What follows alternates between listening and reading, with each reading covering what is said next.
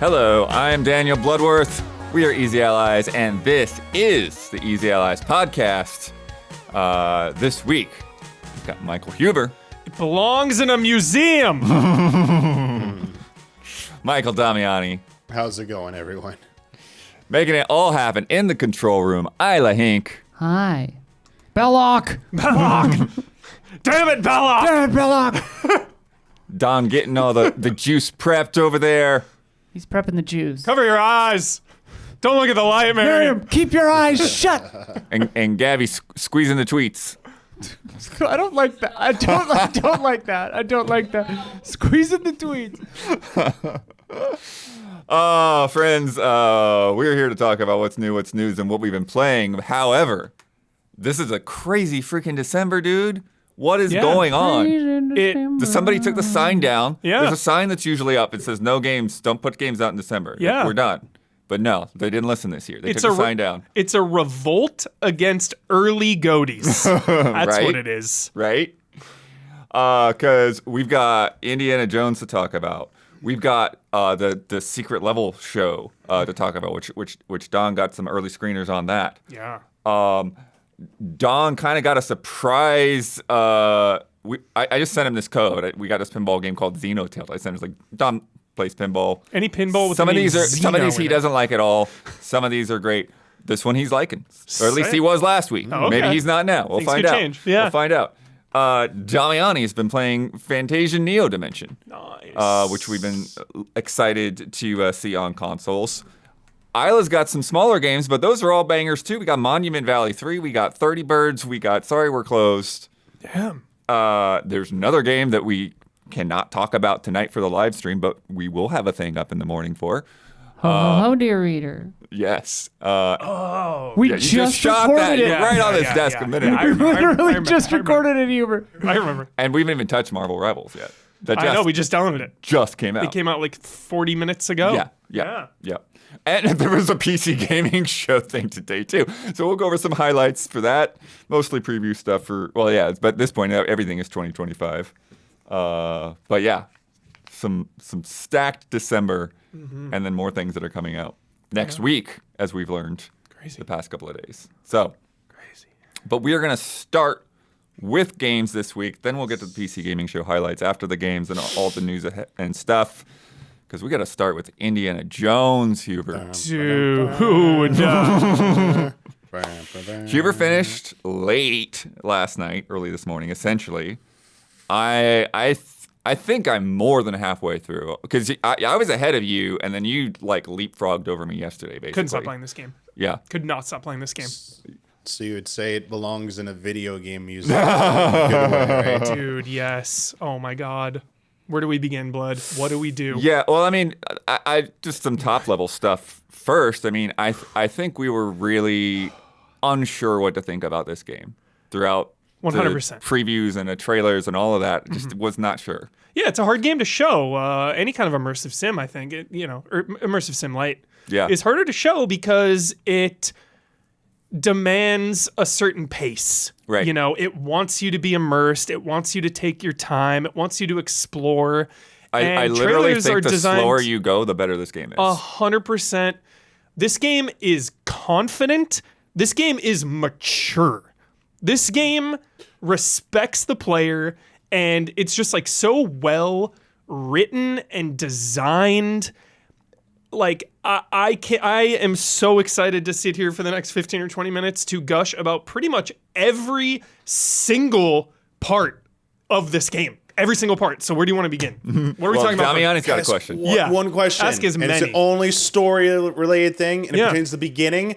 Does it do what every indie movie does? Does it start with a beginning scene that's not part of the main thing? It's secondary. Yes. Like Raiders with the Golden Idol or Last Crusade with the Cross and Coronado. Yeah. Do you have a little mini sequence like that? What is hilarious, Damiani, is yes, it does, and it absolutely negates what Huber just said because the tutorial is the worst part of this part of the game. game. It It's is the worst part. I I was nervous, actually. What? I was nervous.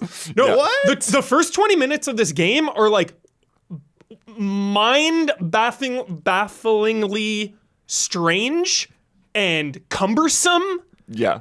and just weird. Yeah, Like, there's just a weird energy to it.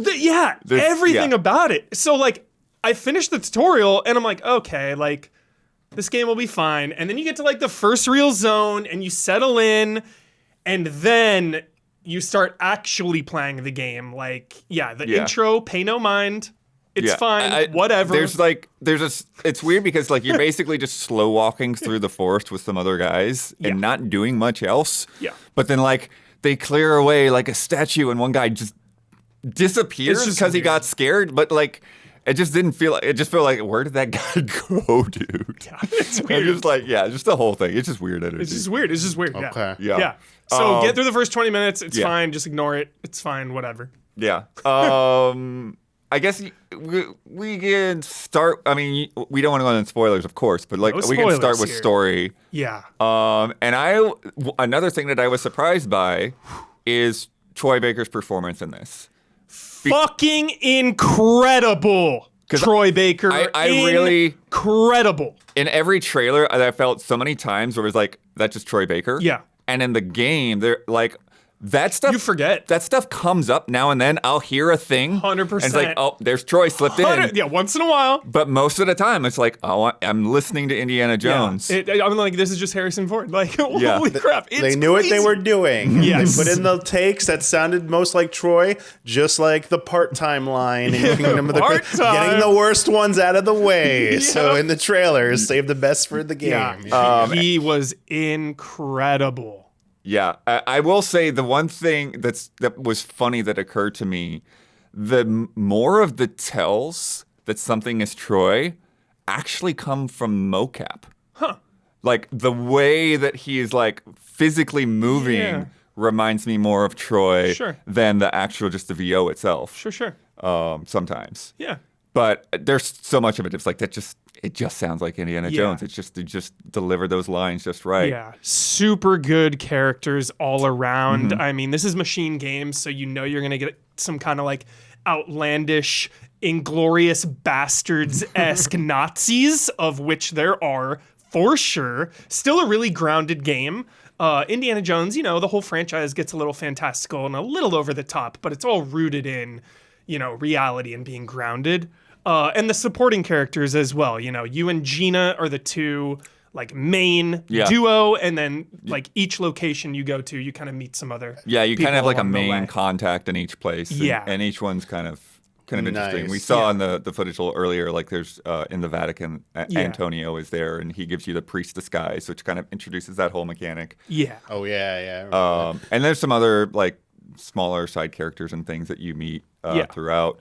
But I think one thing that's nice, especially because of where I just got done, is that you have these really big set piece levels, and then with the pacing, then you kind of sometimes will have like some quicker, more linear, more action based things to kind of break up the pace. This is a globe-trotting adventure. Yeah, as it should be. Yes, and places where like. Because there have been a lot of times in this where it's like, okay, I already saw that scene, I already saw this scene, but there's some stuff I was playing last night. It's like, oh, I didn't know about this at all, so I will just avoid talking about this whole area. Yeah. This is really cool. Yes. Yeah, Damiani, dude, it made me like, because like a lot of us grew up with Indiana Jones, the VHSs, like, of course. I love the whole franchise, like Dial of Destiny, sick, Crystal Skull, but this game reminded me like I haven't felt this level of love for this character since I was a kid. Like Indiana Jones, the character, just like his superpower is just like historical knowledge, So it's so fun playing as this character that just knows like everything about history ever. So it's so fun, like walking into a tomb and he'll just give some epic context about it and some historical knowledge. And, in the movies too, he's like a superhero with like, an action hero too. Like he can get down and fight people, but he's not like some invincible, person, but he can definitely get in some scrapes. So it really made me fall in love with the character and the universe again. Like I haven't felt in so long.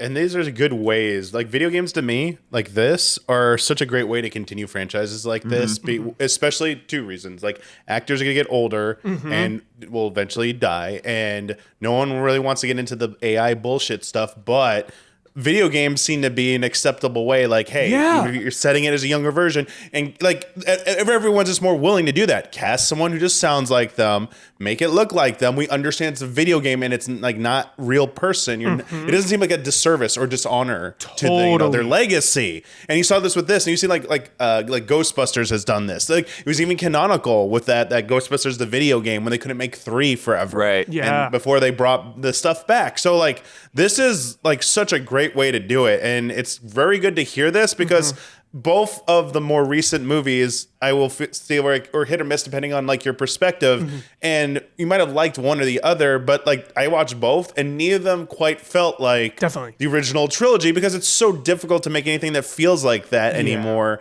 But games seem to be the way to be able to like still do something like that makes you feel like that again. Absolutely. And it's awesome that it sounds like the people who made this got that and ran with it. Top 10 most iconic rivalries, Indiana Jones versus Nazis. This is a game. I hate these guys. This is a game where you can go up behind a Nazi and hit them in the back of the head with a sledgehammer. Here we go. This is actually the clip I was talking about last night.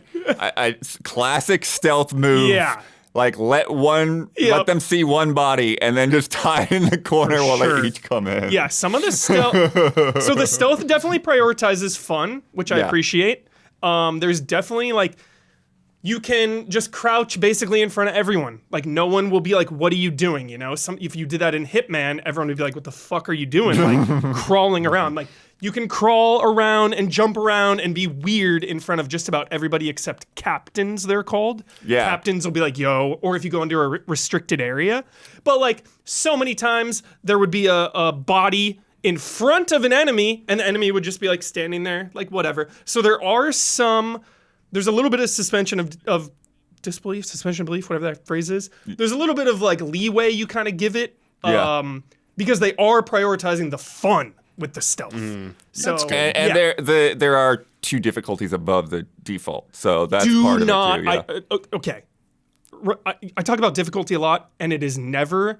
I'm not some glutton for punishment. It is never about challenge. It is about maximizing the gameplay systems. Like, let me interact with the systems in this game. I played on normal for a little bit just to see, and you can like go up to any enemy and just punch, like 3 punches, they're down. Like no threat, no blocking, no parrying, no dodging needed. Just like bam, bam, bam. So kick it up 1. You can change it anytime ever. It's so easy to change it. I recommend just boosting it up 1 so you can actually like engage with the combat, which is incredible. I'm so obsessed with this first person combat. Holy shit. So you can like punch. First of all, Blood, how often did you just like crack the whip when you were walking around? Not when I'm just walking around.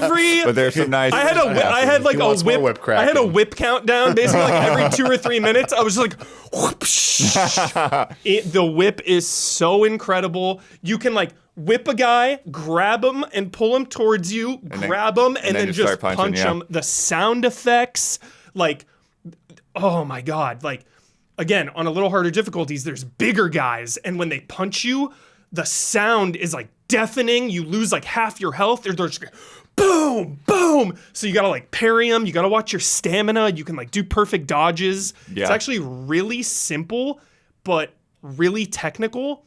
Holding is important too to get a stronger punch in. Yeah, you can do the charge up attack, like the fist fights in this game, the weapons, dude. So much weapon variety. Just picking up like a lead pipe or like a pot, you know, like pots and pans. Yeah, that's really one of the things I really like is with the shit. stealth and like just how many different little things there are. And there's quite a few achievements too that are like just you whacked a guy with this. You whacked a guy with a guitar. You whacked a guy with a fly swatter, you know. Nice. But there's, just all of these different things. And that's another thing that I think is really nice is with the world building, all of this stuff is accounted for, right? Yeah. Like you have objects that make sense where you are all across the board. So like, you know, if you're in a worker's camp and there's some latrines there, grab a plunger. Yeah. The guy with the plunger. Yep. You know, Yeah. and same thing. There's your recovery systems. There's bandages to refill your main health. Yeah.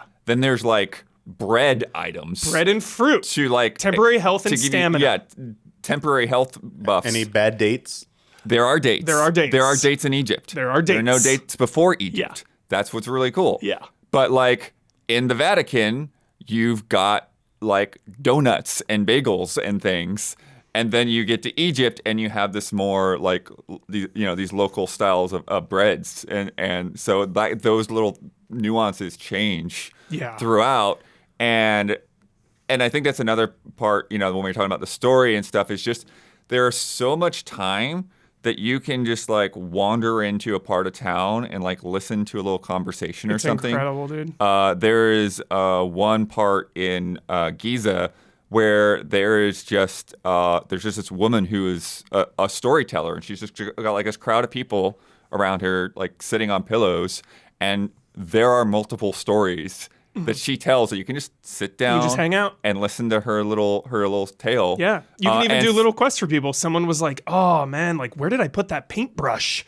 Mm-hmm. Wander around for a bit. Hey, found the paintbrush. You can just like put it right in front of her. Yeah. And she's like, hey, thanks so much. Completely cool. secret, completely optional. Yeah, and so much to that it's just as satisfying that like I did a good thing for a person, because you don't even get adventure points for it. You get Sometimes nothing. I did when I did those. There are some other little quests, but I'm saying that like there are ones that I've done where I got nothing. Totally. It was just you noticed this thing, you helped somebody out. Totally. And it's just, again, about building that sense of being in a place and interacting with people. I've noticed that, they do kind of pull a little cinematic thing of like other people will speak to him in like one language and then he'll respond in English. But I have noticed too. No, he speaks other languages. He does speak other languages at times as well. But that's another thing that's interesting here. It can depend on the disguise. Yeah. So I've heard him speak one language to people That's when sick. he's wearing the worker's disguise, Yep. and then reply to them in German when he's wearing a Nazi Crazy. disguise. There are so many languages in this game. Yeah. There's so much language. There's so much like historical lore. There's just a respect for culture here too. You go to a location, what are some of the collectibles you find? Fucking recipes that look legit. They give you all the ingredients they have a full-on and tell recipe, you like you go to Italy and there's like a cheese, or the Vatican and there's like a cheese pasta one. In Egypt there was like some local dish, like so cool. Love that stuff. Yeah. One thing, funny little story that I had from my playthrough that I had to like replay like 10 minutes of, because I had, especially when I'm capturing, I try to avoid capturing as subtitles because it just makes it a lot easier to avoid spoilers if you just see someone wagging their mouth and don't read all the details.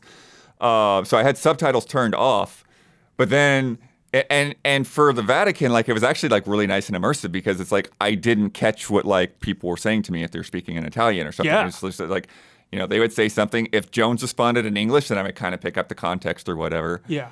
But then I got to this cutscene with all of these main villains, and it's like some people are speaking Italian, some people start speaking German, and it's just like going on for like 5 minutes with no subtitles. I'm like, oh, I probably missed something here. There was an option in there for subtitles, all subtitles, or subtitles just for foreign language. Yeah. And you want those foreign language subtitles, because the cutscenes, there are times where they just will be speaking for 5 or 10 minutes in another language. I do wish there was a little more physics with the whip. Like I want to crack the whip and like hit a bottle off a table. There's not really any of that, unfortunately. A little bit of, yeah. So you can't like grab an item and like. Not really, no. It's mainly just for like enemies and Okay, just enemies, though. There's a lot of traversal stuff. specific traversal Climbing the points. whip. Yes. You can like kind of go up and down on it. You can swing. You can grab certain things that are like made to grab. So like grab it. The whip and is then incredible, yank it. and it's one of my favorite things to do in this entire year in a game is the fucking whip. Like they're coming at you with a club and you whip it out of their hand and they're just like, ah! And then you grab them and you pull them and you're like, boom, boom, boom. Like the sound and the impact of hitting them with a weapon or your fist or the whip is an 11 out of 10. Can't even handle it. I want to talk about the exploration next, Blood.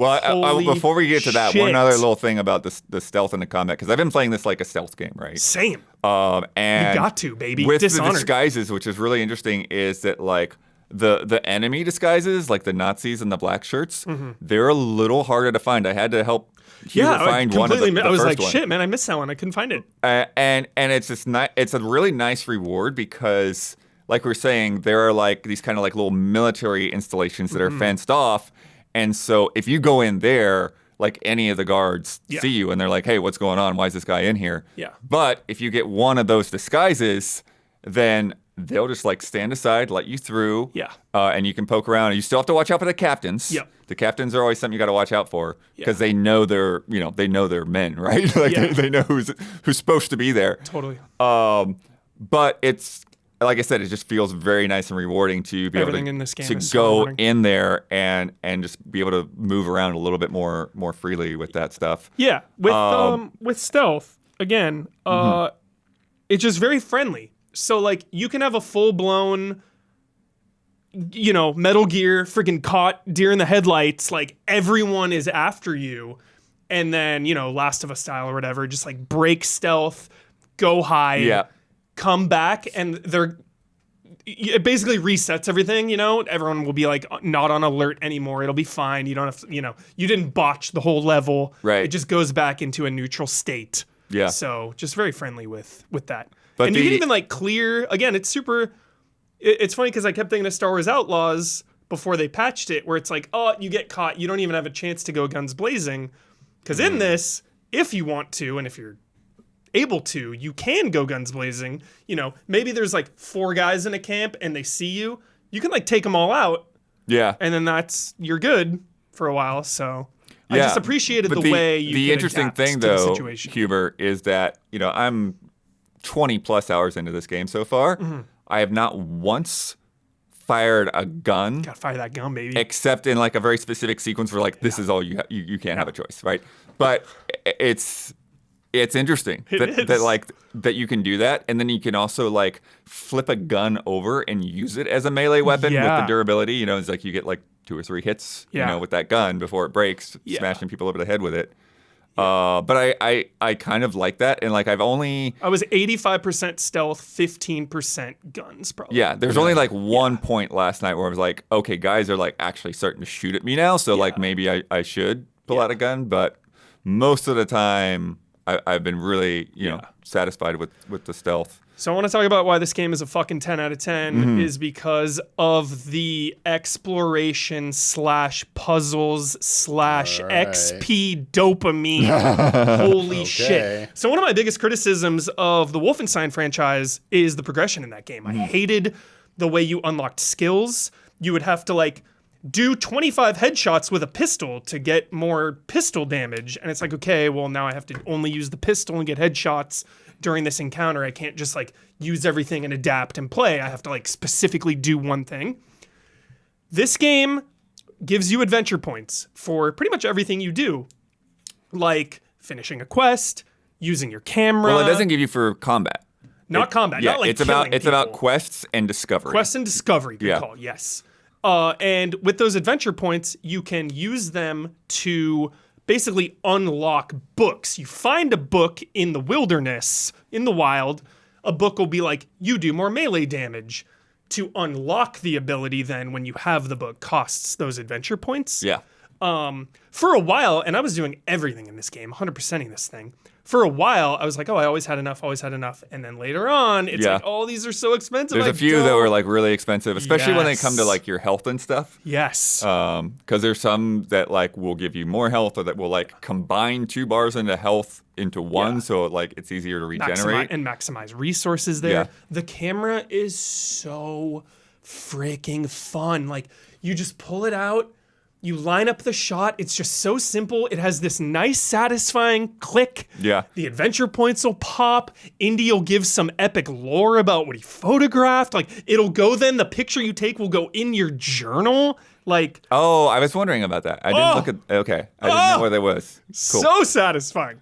But yeah, so what'll happen is there's like a little icon that pops up in the left corner, and a sound effect. It's a subtle sound effect, so it's not too bad. Yeah. It's So like if you crossed where like there's something to take a photo of. yeah. And some of those things, like, are things that you won't expect. Like in the Vatican, like there's just a bunch of cats for Yeah, whatever yeah. reason, and Find you the can take some cats, photo Damiani. of all the cats. Yeah. But you get a little bit of adventure points for each one of those. Yeah. You can get adventure points for taking photos of like the Sphinx and the pyramids, or you can Yeah. Each zone Sistine Chapel has like a medic. If you take a photo of them, you get some points. And so like most of it is pretty clear, but at the same time, like you'll just be walking by and it's like, oh wait, there's something I can snap a photo of, and so it's pretty intuitive there, and it helps you notice things that you may not have even noticed before. Totally. I know And there's just immerses you, brings you into the world more too. I know there's a mechanic too that I haven't Oh, I know this quest is gotten into where you can. It also is like part of like a hint system with the puzzle solving and stuff. I don't know if you ever did anything with that. on one. Did one? Fucking basically a laser puzzle with water, and it's like fucking funnel the There we water, go. like funnel There we this go. and here. And then I They got texted Gabby for like a really, really, really small optional one. It was for like a lockbox. Yeah. Yeah, so like Alan Dude, Wake, there are a bunch of lock boxes that have one of them little was puzzles brutal. with clues Yeah, around. Yeah. one of them got me. I was like, dude, I do not. Both of us were just like trying to figure it out. We tried like all these combinations, and it's like we don't know. Anyway, the exploration.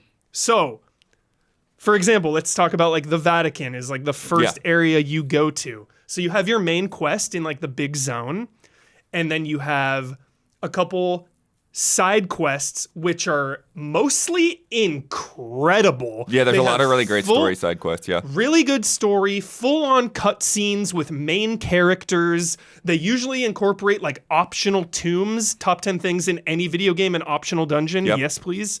Then below that, there's like lesser mysteries that don't really have cutscenes, but they're, some discoveries. You'll find maybe a smaller tomb. Or an adventure book or something Or an like that, adventure yep. book or something.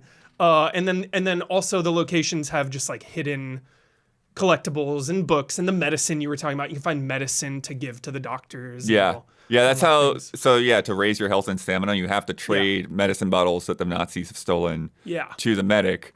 And those, ramp up in like how expensive they are. So it's like at first you need like 5 medicine bottles for a book, and then you need like 10, etc. Yeah. So this is a game most of you are probably going to want 100%. That is the type of game this is. Like, all of these side quests and discoveries are so addicting. They're so rewarding. Like, getting those skills, again, if it's one difficulty up, I promise, because then it really makes those unlocks Yeah, I so much switched, more meaningful. and like I haven't had trouble since I switched. Even like blood you're saying, says hard. You know what's up. Yeah. Yes. I was fine on normal as well, Yeah. but I haven't had it like it.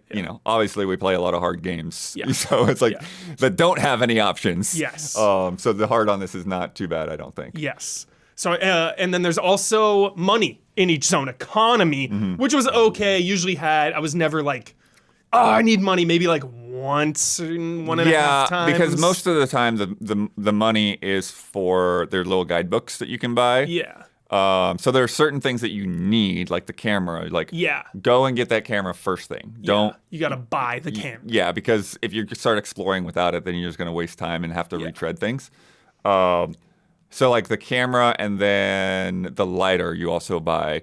But then after that, like in each area, like they're basically just guidebooks that put collectibles and stuff on your map. And I love which that stuff. I think you don't need to worry about that until you've already done so much yourself. Exactly. That's so late game. That's like, oh, you're super far into this game. You have extra money. Like, here's where all of the collectibles just are. Yeah. Which I think is really cool, because then it makes it easier to want to 100% this game. This is a fucking game you want 100%. Seriously.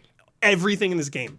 But what I really, really love, though, Huber, about the design of these maps is that they really give you the trust to just go out there and This game figure trusts them you. out. Yep. Because, so like you were saying, like in the Vatican, they're like, okay, I need you to take photos of these like crests that are on the wall throughout the city, and we're going to figure out a puzzle with that. Yeah.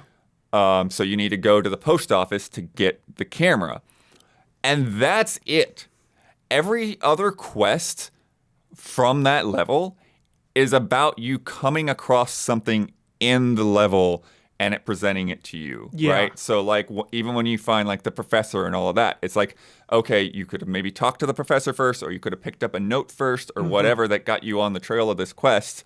But it's not like, go here to this exact point and do this thing, So and then many this things check mark happen and then that check organically. mark. Yeah. And like even like a lot of the things that are tied to the main quest, like I was just exploring Egypt and going into tombs and going into things. It's like, oh, this is one of the things that I need for the main story. Cool. Yeah. I don't have to like look for that when I get to the main story now because I'm just exploring and finding things. Yeah. And there's just so many like great little things like that where you just find these things. You find a wanted poster and it's like, okay, let me go see if I can figure out where this is. They lead to some cool story, like And- so many times. And even and you do have a map that like will say, you know, to kind of give you on the right path, especially for like, you know, once you've started a quest. But so many times like the zone where it says the search is just like the Sphinx. Yeah. Go to the Sphinx, Figure it out. figure it out from there. Love that. Love that. And so it really lets You just immerse yourself in Yeah. these locations. You're just snooping around. You're finding valuable stuff all the time. Like the pace of this game is next level. and just, you know, like we were saying with like the hidden things, like, you know, Legit secrets. yeah. So many good secrets. Smash a wall, crawl under a thing, like secret found, not even on my like journal of things, Right. just like completely optional Just area. look under a bush and there's a hole in the ground. I'm like, okay, let me go down that hole and see what's down there. Then India will be like, 12th century Incan. You know, some like sick backstory about it. Like, so cool. And like you're saying, like about, you know, like the coolest things being optional tunes, because there's so much of that where it's like it's not just like, oh, I got it here and I got the reward. It's like the reward is like I got another little level to interact with and to figure out, you know. The puzzles, Bloodworth. Incredible. We need the Isla take for these puzzles.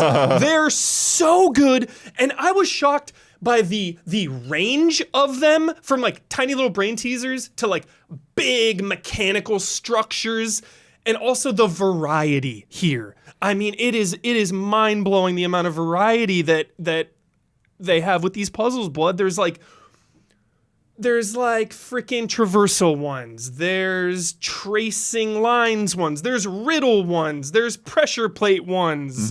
There's just so many different types of ways to solve some type of dungeon or progress in some tomb. It just feels good every time you solve one of these things. And there's just enough hard ones too, right? Right. The balance is I had so one last good. night and I was like, okay, Yeah. what am I, like, what do I need to do here? What am I Yeah. missing? There's You like know, it's just enough. Yeah. Totally. They're so But great. like, yeah, there's simple ones like this where it's just like, you know, just figure out the right numbers for the lockbox. But Yeah. sometimes like I came across a lockbox and it didn't have any clues around it. Yeah. And I'm like, what's the deal with this? And then like I basically just had to keep going, Yeah. come back later, and then when I eventually I found a note and I'm like, I bet that's to that lockbox. Yeah. And I looked at their little sketched out map that somebody had left and I'm like, yeah, it looks like that's probably it. Yeah. And that was a fun little one there. Yeah. And the one thing that I really appreciate the most, though, is they're not even. I thought I was on silent, but I'm not.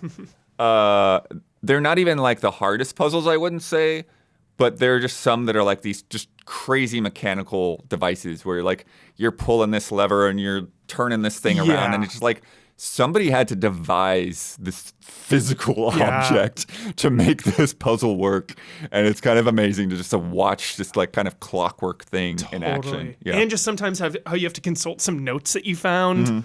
You know, a lot of clues will be in there, and you really feel like Indiana Jones, dude. Yeah. Like, you know, Brandon Jones always makes fun of be the Batman or whatever. Like, oh, be the Bat. And, Like, and I what think were we this in the ties other into games? it too. Be Indiana Jones, dude. This is a fucking Indiana Jones simulator. Where we were talking about immersive sim light and stuff like that, but I think that ties into this because like so this scene here, this is before you get the camera.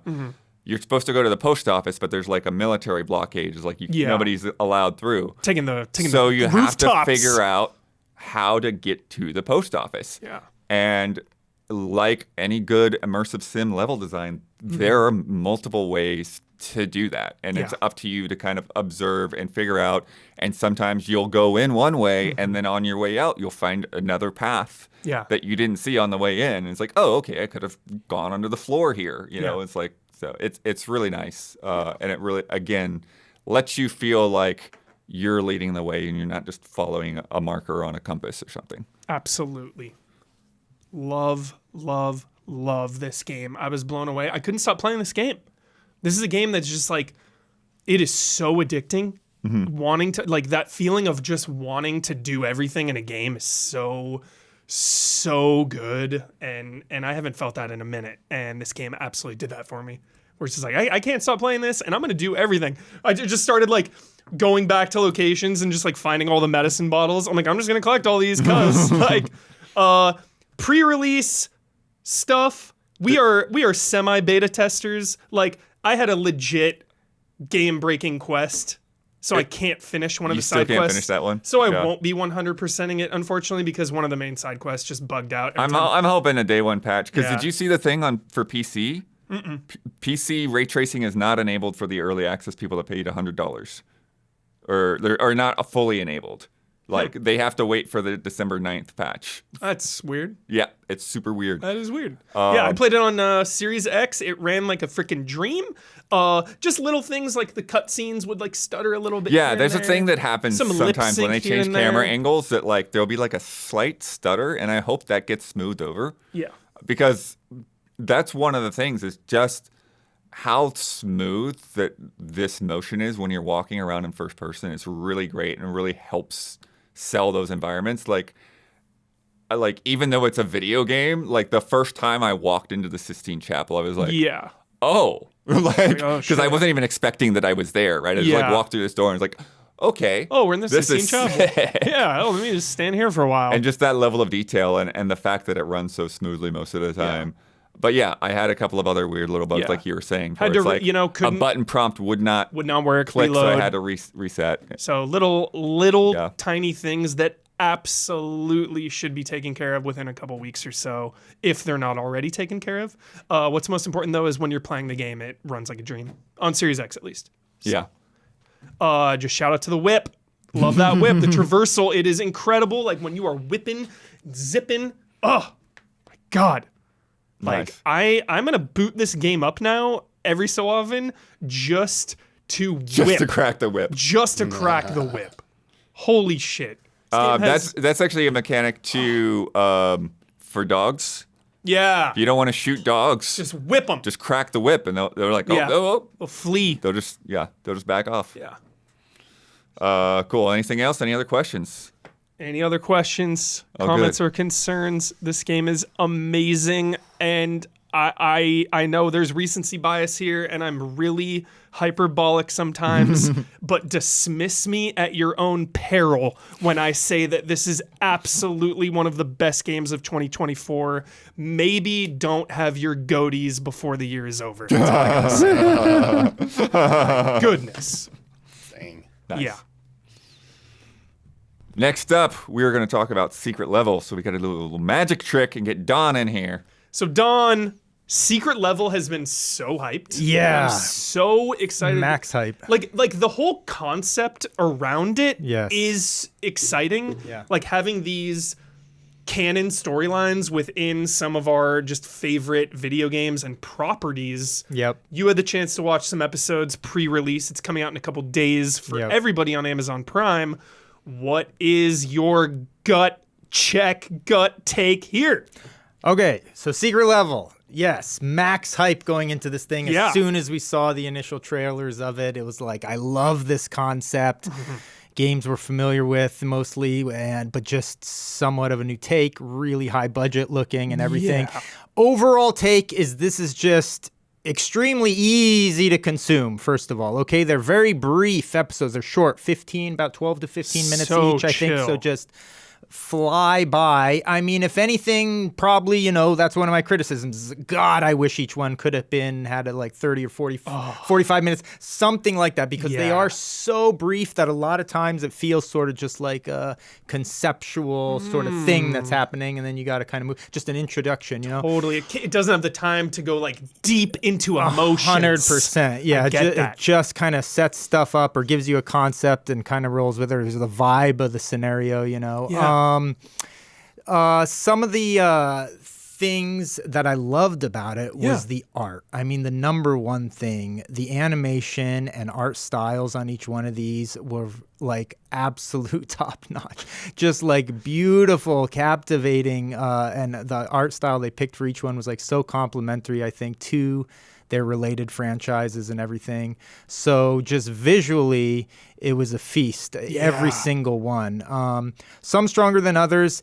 Overall, this is the sense I got from it, because I wasn't familiar with all the Crossfire, for instance. A couple of these zero experience with, actually, right? Sure. So going in, and I didn't even realize at first when I was watching the screeners that it actually has the game listed at the very top of the episode. So I got through like 8 of them, and I was just like trying to, you know, each one I was like, so what is this one? What is this one? Like, so Crossfire was one that I didn't even realize what the heck it was, honestly, as I was watching the thing. And it's funny because it seems like mostly like, you know, in terms of most of the games, they're sort of just, I think you appreciate them more if you are familiar with the game, which is maybe seems obvious, but I didn't know. Like, I didn't know. Are these going to be are these going to serve as like satisfying introductions for audience like me that have no experience with a certain thing or something? You know what I mean? Like, well, what's crazy is the one I'm most hyped about is obviously Sifu, but next to Sifu is Warhammer Space Marine 2. Yeah.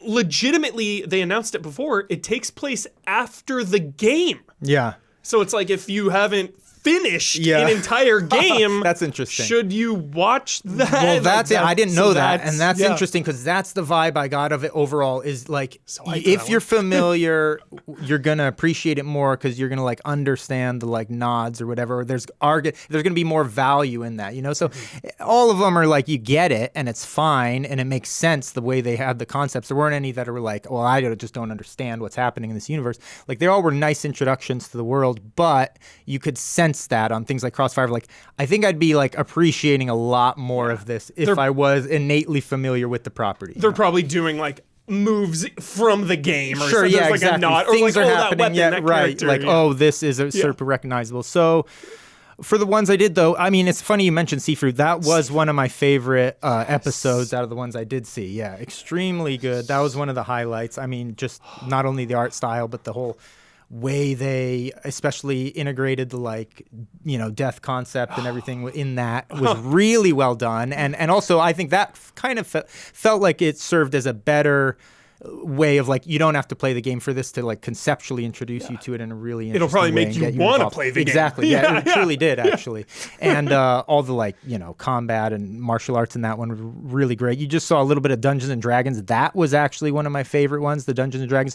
Very simple kind of concept overall, just really satisfying and entertaining. And then obviously all of these, the visuals are just absolute top notch.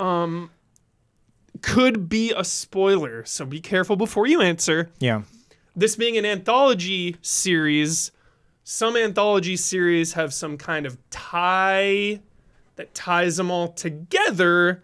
Are these just kind of stand alone, or as far as I could tell, they're completely standalone. Okay. Yeah. But I didn't see. There were a couple episodes I wasn't able to view, and I don't know what happens towards. You know, if there is something that's bigger, like universe-wise. Like, what if the Watcher is, like, you know, tie them all together? But these really felt like completely standalone pieces. The ones I did see. Unfortunately, the one of the ones I didn't get to see, which I wish I could comment on because it was my most number one, and I think honestly, I get the feeling that it was most people's most desire. Like Mega Man. I think Mega Man, like when we saw that first trailer for Secret Level and you saw all the different property, right when you saw Mega Man, we were all like, what? We were really curious about that one. Unfortunately, I didn't get to view that one. Because Mega Man's so legendary. It's been gone for a little while. It's like, dude, give us any Mega Man content. Yes. So D&D, I really loved the Armored Core one. That was really great. Spelunky was one of my favorite for sure. Concord, I want to bring up real briefly. Concord! Back in the day, a couple months ago, or whenever they first showed the secret level, and then we realized Concord was an episode and all this. At the very beginning, we're like, okay, when there was before Concord released, and there was just mass negativity about it, right before anyone knew if it was fun or not. I said this is gonna be like the ultimate redemption for this game. This episode. I remember. Right, I just had that feeling of like this because we don't understand the lore of this universe because we have no idea. So look, I don't want to disappoint. Concord disappointed. The episode. It didn't do. Yeah. So it didn't do that. It didn't like bring and to the point where they did some odd things in it. Like the funniest thing about the Concord episode was going into it. There was all this thing of like, oh, this is a Guardians of the Galaxy kind of like knockoff or whatever. And I'm like, I don't know how it's accidental. But within the episode, there were like 3 or 4. I think there were 3 moments where they used the word Guardians. And it's used in a way that the word stood out. And it especially stood out because of that. And you're like, this is bizarre. You know what I mean? It wasn't like a complimentary or tongue-in-cheek thing or anything like that. So the Concord one, although also the animation was sick, it was a fine episode. It didn't do that thing of like that I thought it was going to get you like insatiably into the lore of it, and then we're way past the point. It doesn't matter anyway. But and I'll tell you what, though, a lot of it wasn't necessarily the plot. It's just the speed of this, man. When you have 12 or 15 minutes for an episode and you've got this whole universe or multiple characters like in Concord State, it did a fine job for what it was, but it needed more time to be able to be a piece that could be effective, I think, in that kind of way. Maybe. Yeah. I don't know. The one other episode I'll bring up, which Bloodworth, I think, mentioned on Slack or something the other day, because I guess I did mention to him. What did I say, Blood? That Pac-Man was like, did I say it was all? What did I say? I was just like, it was bizarre or what? You didn't know what to make of it. Yeah. You didn't know what to make of it. So Pac-Man, this was another one like Mega Man where you're like, there's just so much history and baggage to this franchise that you're like really curious what they're going to do with it in this kind of situation. This thing had a movie already. And Pac-Man, although overall I love this series and I'd recommend it to everyone, Pac-Man I think was the biggest, the low point, the low lights. It was abuse of a brand. It was absolute abuse. This is gonna hurt me. I'm obsessed with Pac-Man. By the way. I don't know then if you even want to. Maybe just don't. Maybe just don't. I love Pac-Man too, and I was like, but did you hear the quote? Yeah. So this is what I'm talking about. Bloodworth brought up the quote. So Danny and Rihanna interviewed the producers of Secret Level, and they said they got the directive from Bandai Namco. Yeah. They were like, directive. They want people. Mandate. Yeah, they want people to be like, what the heck was up with Pac-Man? Yeah. That's their intent? That was the intent going in. So look, and that's not necessarily a bad thing, but that's how it comes across, and it comes across in the way of like the Winnie the Pooh horror movie or something. It's like that, where you're like, dude, this is evil, right? It's disrespectful to the brand. It's like a horror vibe, but even within the horror vibe they set up, it's such a like not satisfying thing, and just like, and then you're just like you're like, Pac-Man has never been anything like that in any way. So if you're like, okay, let's just do this, it's like Winnie the Pooh, so let's do this insane horror take on it. You're like, all right, but then even as that, you really just felt it was what Blood's talking about. It's the type of thing that was just like so outrageous that it was just like, there's no way people aren't going to absolutely, I don't know if you could love it, but you for sure hate, or just like, you got to talk about it. You're going to be like, what the hell was that? Or you know what I mean? Yeah. And so maybe that's a good thing because it gets people talking about the series or whatever, but overall, Pac-Man, you know what I mean? Like, I wish they could have found a way, because the thing about Pac-Man, so abstract of a game. If you're going to be like, okay, let's pull this into a fully right, let's do a really lore an episode where we go in. So like, they could have kind of stuck with the Pac-Man vibe, even of it being just like in some way, like Spelunky or something like that. It felt like the vibes of the game, but expanded into a universe. So are a lot of them just retellings of the games? Some of them are just sort of felt like, just sort of introductions, like to what the game is. Do you think any of them moment of the? Yeah. Do you think any of them were strong enough to spin off into a full-blown animated series? 100%. So that's the thing about this. Every single one of these, even the ones I'm critical of, like maybe Pac-Man the most, hurtful to the viewer as a little episode like this. But if you could have maybe expanded, I could see it actually maybe going somewhere. But as it is, it didn't work. Every single one of these, just about, I would say, it's like almost like these were great pitches or something. Yeah. If pilot episodes for like, this could be a full series, this could be a full series, every single one of them. And I hope the series finds success, because it feels like that kind of thing where you're like, Proof of gosh, concept, I would love to just see more of every single one of these. I mean, that was really my main criticism. It's just each one wasn't enough. Yeah, you want more. And you can understand. As far as criticisms go, like, that makes me want to watch it. Right. It's not like, it's bad. It's just it's good. There's just not enough of it. And substance. And it makes sense because of like why they took that route, because they're taking such a big swing for the first season. They're like, let's take these 15 different properties, mega properties in many cases. Heavy budget with the animation. And let's do max budget. Oh yeah, AAA production. I mean, the production quality is just beautiful. Yeah. So it's like, let's just ease into this thing with manageable projects so we know we can finish these 15 episodes and then go from there based on the success. So hopefully it has a lot of success. I would love it, because every single one of these episodes I'd love to see expanded. Even Concord and whatever, you know what I mean? Sick. Just a little more. So a fun Concord lives on in secret level. We just get one of these. I mean, that's what I was originally hoping for sure. Even after the game came out, then I was like, this will be the savior that'll somehow resurrect. Maybe not, but it would still be interesting to see more of it. Yeah. Nice. So overall, I'd recommend for sure. Hell yeah. Yeah. And it goes down easy. 12-minute episodes. Oh yeah, just so hype for seafood. So easy to consume. Seafood's one of the highlights for sure. Yeah. Sick. Loved it. Awesome. December 10th, coming out to Prime, everybody. Right around the corner. Perfect for the holidays. Yep. Easy thing to just pop a few, watch a few episodes here and there. You're traveling maybe, whatever. Yeah. Really nice timing, I think, around the traveling time of the year and everything. So sick. All right. Magic trick number 2, Don. I just randomly sent you Xenotilt because it's a hostile pinball action. That's the tagline. Because sometimes, we get a lot of codes that we don't really have anything to do with, and it's like, hey, here it is. Love getting random codes from Bloodworth. If you get to do some with it, cool. If not, cool. Yeah. But you actually ended up liking this one, so tell us about that. Which was a big surprise, Blood, because I'll tell you why. Everyone knows I'm a fan of pinball, right? And I am also a fan of like pinball simulation video games, a la Pinball Effects or something like that. Maybe not their current business model, but yes. Yeah, the 4 I'm a little hard, whatever. But historically, I have been a fan of pinball simulation style video games. But when it comes to like video game pinball, like, whatever, you're in, Demon Crush, whatever, from back in the day, then I'm not always whatever into, right? A lot of things have to work for me to grab it. This grabbed me pretty quickly.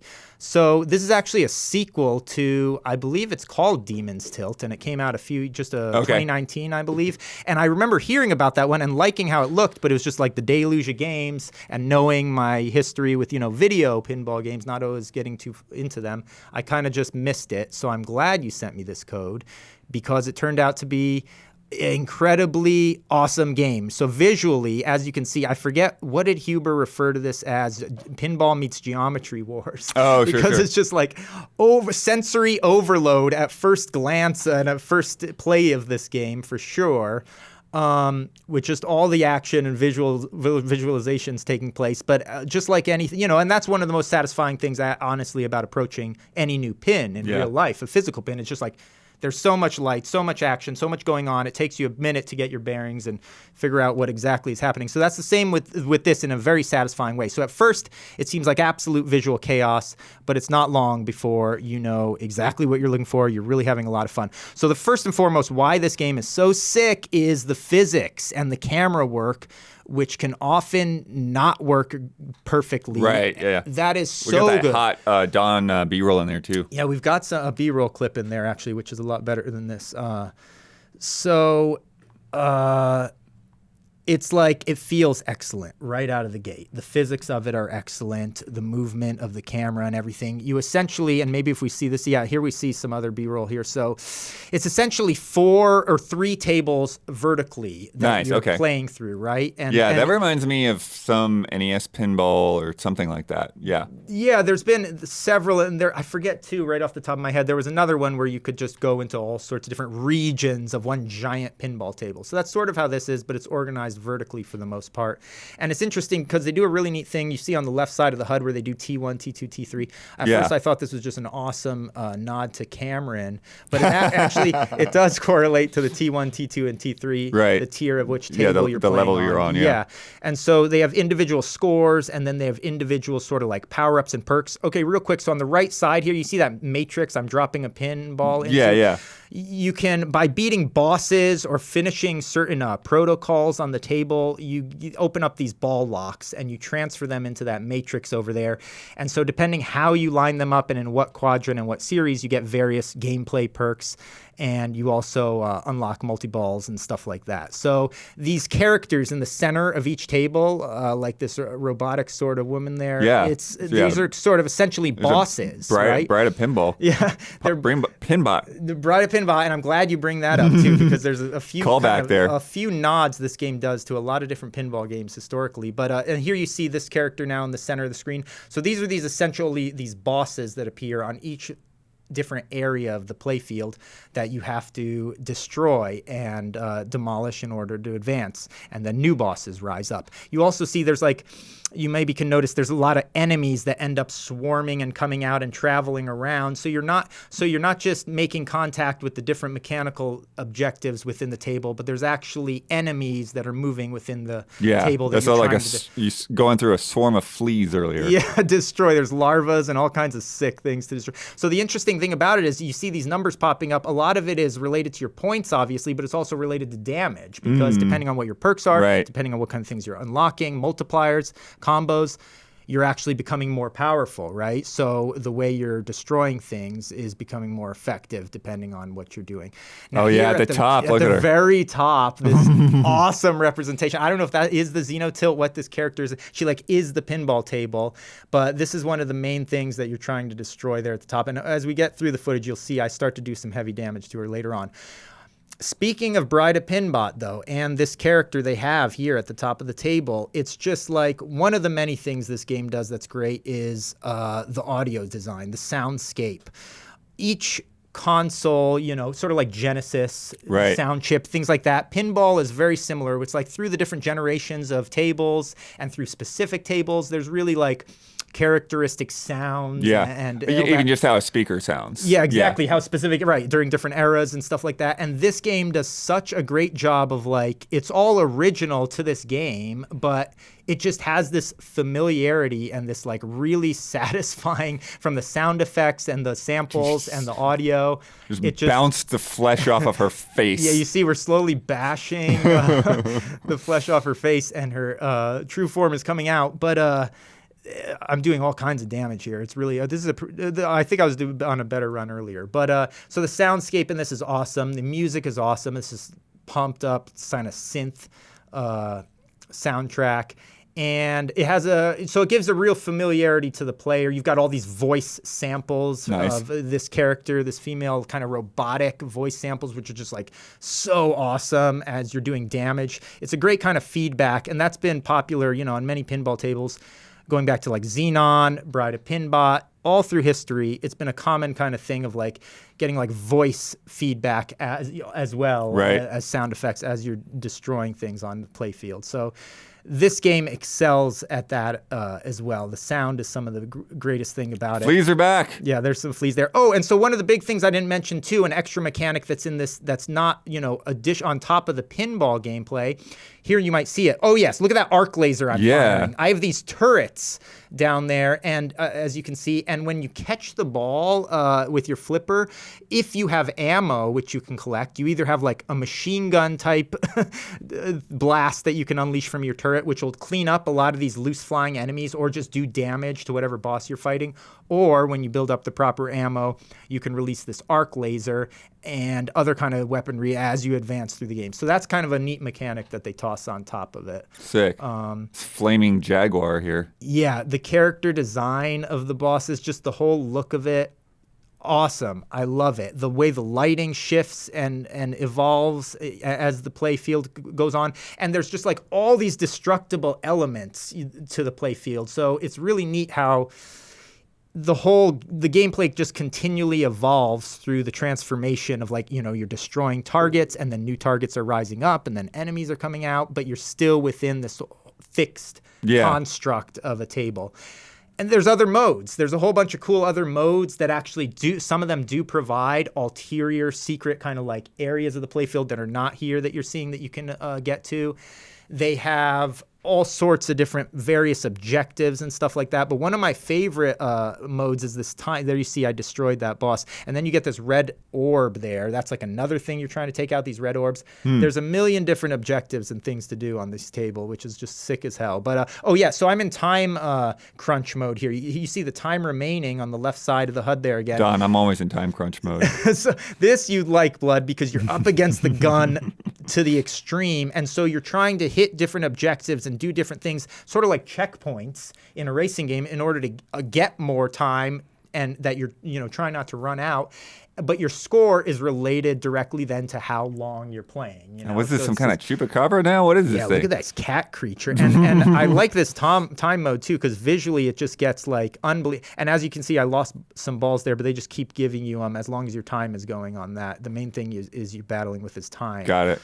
So that was a really fun variation, and also just visually overwhelming and stunning was the time attack. So just a lot to like in this package, a lot of variety, and I think it's just such a satisfying game to play, even if you're not interested in pinball. Just video game mechanically, it's so satisfying and so consuming, and it's such a just wonderful escape to, like, there's not a story you're following really, very vaguely. There's not. You're just like super satisfying. That mechanical feedback of the ricochets and everything. Ultra focus required, right? Also, but just satisfaction, big time satisfaction. So I don't know what else to say about this. No, it's all good. That's really great. Loving it. Yeah, a lot to do. Nice to get one that breaks through the noise. Yeah, for sure. So especially that was the thing that stood out to it. Very few like just video game pinball grabs me. Yeah, because again, back to that context, like I will get like video pinball stuff like pretty much every month. Like there's just like a constant. It's like they made a joke in the PC gaming show, of like. They're like, there's 14 new games coming out on Steam before the end of this sentence, and 8 of them are hidden cat games. Oh, yeah, exactly. And it sort of feels like that with video pinball. There's a lot. It's kind of insane, actually, how many video pinball games do come out. So one that stands out from the pack like this is worth paying attention to, I think, especially. Yeah, so loving it. Sick. Thank you, Don. Thank you. Send in that code. All right, Damiani. It's your turn. You've been playing a lot of Fantasian Neo Dimension, which for people that do not know this game, who are not familiar with this, this is from Mistwalker. This is from Hironobu Sakaguchi, original creator of Final Fantasy, and it was on Apple Arcade for a long time, and then he got to talking with Square Enix, and they decided to produce a little bit more full-fledged version for consoles and stuff. And Damiani, you've been playing it for a couple weeks now, so let us know what you think. What battle theme did you use? We're going right to that. Yeah. Okay. You're just skipping over the prelude. Yeah, caveat here. That's all I wanted to know. Much respect to... there's obviously a lot of respect to the people behind this, and Uematsu as well has a lot of legendary work. And I will say just this. This version of Fantasian includes bonus music from other games, most notably Final Fantasy games, and Nier as well, I believe. Always Nier. Always. And Nier's in every game. You could set it to cycle through all the music. Nice. And I'm picking that because Okay. the non-Fantasian music is definitely better. Oh no. There's only one track from each other game. So Right. they picked like from Final Fantasy VII Remake, it is the battle music with Reno, the kind of up tempo version of the Turks theme. So that's what plays, which it's awesome. It fits really well. The Dawn Trail battle music is in there from Final Fantasy. Yeah, I mean that's the thing. It's kind of unfair because it's like let's just take like 30, 40 years. But also like and it's not the best pick songs. the best one from each. No, it's not the best songs from these other games either. Like the Turks theme is amazing, but it's like it's not like they could have gone harder. You get to pick the They could have hits. gone harder. Yeah. They absolutely could have gone harder. It's like. This is the weird way to phrase it. In the scope of Uematsu's work, I would say it's like kind of generic feeling, but at the same time, I kind of feel like that's the vibe this game is going for. Not necessarily generic, but like a throwback. A throwback to PlayStation 1 era RPG design. Yeah, they've definitely said that. It's like that mixed with a little bit like early PS2 era. But like it doesn't it definitely leans more into like older PS1 tropes. And if that's something you've been looking for and you're kind of like not really into big open environments or open world RPGs and you really want something to return with a little bit more focus and also turn-based. I mean, there are great turn-based RPGs out there still, but if you're looking for like another one, this is kind of doing that.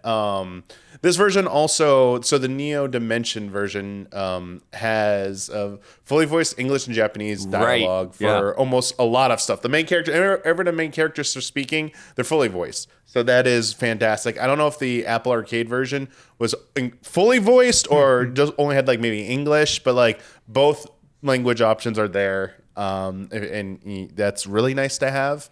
And difficulty. So I cannot speak to the difficulty of the original one, but on normal certain boss fights can get a little insane, and they're good. Like they're good challenging. They're not like cakewalks. But if by reading some feedback, now that the game's out, people are saying that hard was the original version's normal. Oh, okay. That does not sound great. That sounds like a little too difficult. So that seems like a great quality of life change.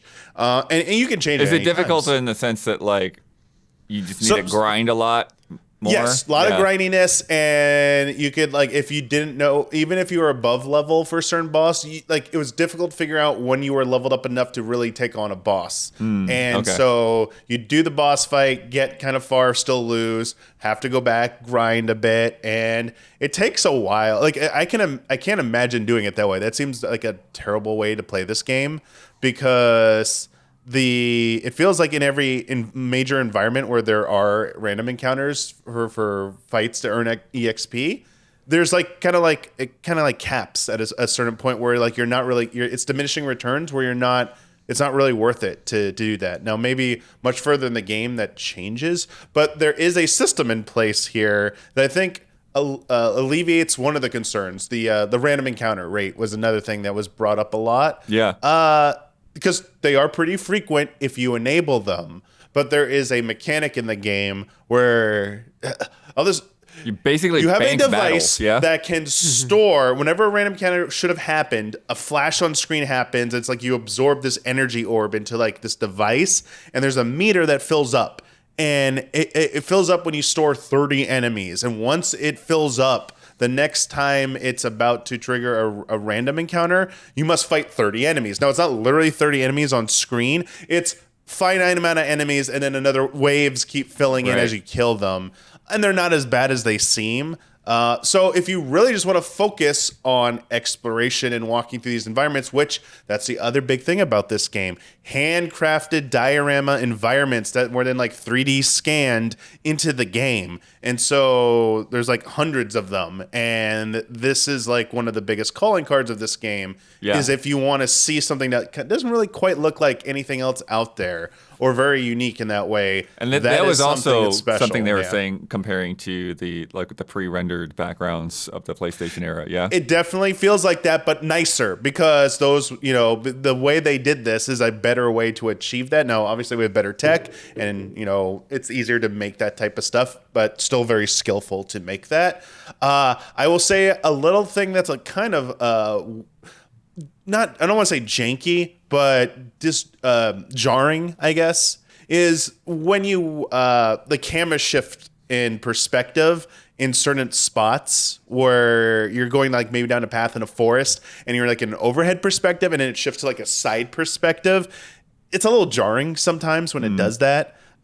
So it takes a little bit of getting used to for these sudden camera shifts when you're just walking through environments. It's like I'm walking through a town. The camera shifts every like 5 seconds to 10 seconds. Like, okay. Yeah, I don't like that. I mean, if you with stop pre-rendered moving, games it won't sometimes, happen. But if you're just like walking down a path, it could happen 2 or 3 times in a stretch of like just a normal path. You'll get used to it. I would also maybe not recommend playing this on Switch in handheld mode. This is not a fault of the game. We are this straight up at the point where Nintendo, you need to give us the damn Switch too, man. Right. Like, it's unacceptable that like anything more than a close-up shot runs like at like Dude, this is less a than mobile 30 game frames. too. What? Yeah, it's like there's like a part where I'm on a boat going across a sand desert, and close-up shots of the boat, like it's like it looks like a spaceship. It look nice, and as soon as it tries to zoom out any remote a bit to show like the sand ocean, Stutterfest 99. It's just like the worst. I was like, what are you doing? I was like, you're ruining this. Like, come on, Switch. So play it on any other platform or play it maybe docked. But I know some people are like, man, I want it on my Switch for handheld, and like maybe wait for the Switch 2 version or something. I don't know. But it runs fine on the other versions as far as I can tell. It is on Steam too if you want to do It's Steam on Deck. everything now. Yeah, it's on everything. So just giving that PSA for people who might have been looking forward to playing it in handheld mode on Switch. It's still like battles, everything runs smoothly in like the majority. It's just there's certain environments when it tries to scale back the camera and pull out, it gets a little rough. But yeah, the battle system in this game, that's another thing. Turn-based combat. You see the order, and you see the impact of your actions. It's very straightforward. And the big thing about it is all of your attacks kind of have like a trajectory. You'll see a line path that your attack will generate. Right. And kind of like, was it Wanted, where they curve the bullets? 100%. Right. Curve your shots is like this game because you're magic. Curve your magic. Like the first guest character. So you're Leo, the main character. He has like a blade attack, and it can go in a straight line, but go through multiple enemies. Then you meet your first companion named Kina, and she's a magic user. And one of her special powers is the spell Holy, and she can curve it and wrap it around. So the more you pull on the curve, like the more exaggerated the curve, like the more it'll loop around and hit more enemies. And like thinking strategically like that about how you're gonna curve your actions so that they can hit the most enemies, and then eventually you meet Princess Cheryl, and she has like a more circular AOE attack. Okay. Everyone has a single target attack, but they start off with like one kind of special spell, and then you'll unlock way more after that. But her first one is kind of like a circular AOE, and that's more like easier to wrap your head around because you're just trying to place it and have as many enemies within it. But yeah, as you get more powers and you see how they interact with each other, and then some battles have beneficial little orbs on them that will like give you an extra turn, enhance one of your various stats. And so sometimes it might be better to go for like one of those than like hitting multiple enemies. So some battles do have that extra layer, and then there are the boss battles, which have dealing with multiple targets that they usually come with ads, or they have multiple things you need to hit, and those special types of attacks that are gonna like do a lot of damage, or you need to do something in order to survive or weather an attack. I would say it is not very overly complicated, but it's like interesting enough. And one of your companions could also like shield you as well for multiple turns. Right. And okay. yeah, It's actually if you've ever played like the demo or the very beginning of the game, that companion's right there at the beginning, but they don't rejoin you to a little bit later. But yes, there's like each character has a unique hook to them, and yeah, it's like very, as I said, simple but fun. And boss battles, you gotta pay attention. Like the remedial battles, I feel like aren't too terribly complicated whatsoever. At least like maybe like later in the game they get a little bit more challenging. But bosses, you cannot sleep on those. Bosses will be your wake-up call. You'll have to you can't just keep spamming attack. Like you have to heal. You have to strategy. If you one of them, like the sand worm one on the cruise ship, it'll keep spawning ads if you don't take them out. So it's like it'll cap eventually. But having all of them take their turns plus its big attack, you don't have a guard at that point. So it's like. If they get to a certain point and you're caught off guard, they'll just wipe your party because big AoE attack from boss, and then they all get to follow up on you. You're just dead. It's like you gotta keep things from getting out of control. Honestly, exploration, I will say, is maybe not the highlight of this game. There are chests scattered about. There are little glowing spots on each in certain parts of the environment you can walk up to and inspect. Talking to various random NPCs and exploring random buildings or houses. That's probably if you're into that from the old school style of RPG, that's definitely there, and there's a lot of that. But other than, and there's a few, there's one, it feels like a handful, less than what I can count on one hand of side quests per each major area. Mm-hmm. It's not very heavy on that. But it is pretty long, I will say, and very story heavy. So if you're looking for that, it's definitely got a lot of dialogue, a lot of cutscenes. Are you liking the story though? That's what I was wondering. Because I feel like every time I hear about this game, I hear about the battle mechanics. I don't really the music. Hear people talk about these characters or anything. I feel like it's a mid-tier style story. It's not overtly intriguing to me. Also, it feels like just something you could slap on any PS1 or RPG and it makes sense. It's it doesn't really have anything that's kind of stand out. You have a protagonist who not only starts with amnesia. Oh my! I was gonna say it as a joke. It's multiple hours into the story, they're still trying to solve their amnesia, and it's okay, this is cool. They're slowly getting their memories back, and I'm this is double whammy of tropes right here. Yeah, the dialogue isn't great, but the voice work is not bad. So it's kind of it's not the best written, but the voice actors are doing their best with the material. So it's not oh god, it's cringe. It's not some of those really bad PS2 Wii RPG localization efforts that were just oh dear, what are we doing here? But it's okay, I can listen to this, but it's not winning any awards whatsoever. Got it. So yeah, and the characters are fine, but again, it's not it's disappointing in a RPG to hear the character for a lot of people, for me especially, it's something that needs to really stick out and be a strong point. And they're good, but they're not great or excellent or anything like that. So it's a solid game. I would say it's in the 7 to 8 range for sure. If you're looking for an estimated score here. But I think it is another strong point is if you're looking for something that's incredibly long.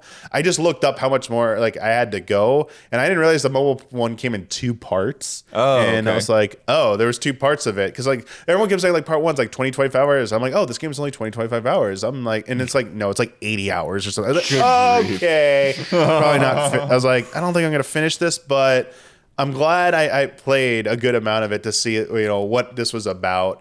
And yeah, there is some of the story real quick. They do Mistwalker especially, if you played Lost Odyssey, those still images with the dialogue appearing on screen with a narrator, but then like also the voice actors saying their lines and like little like visual effects with the still image.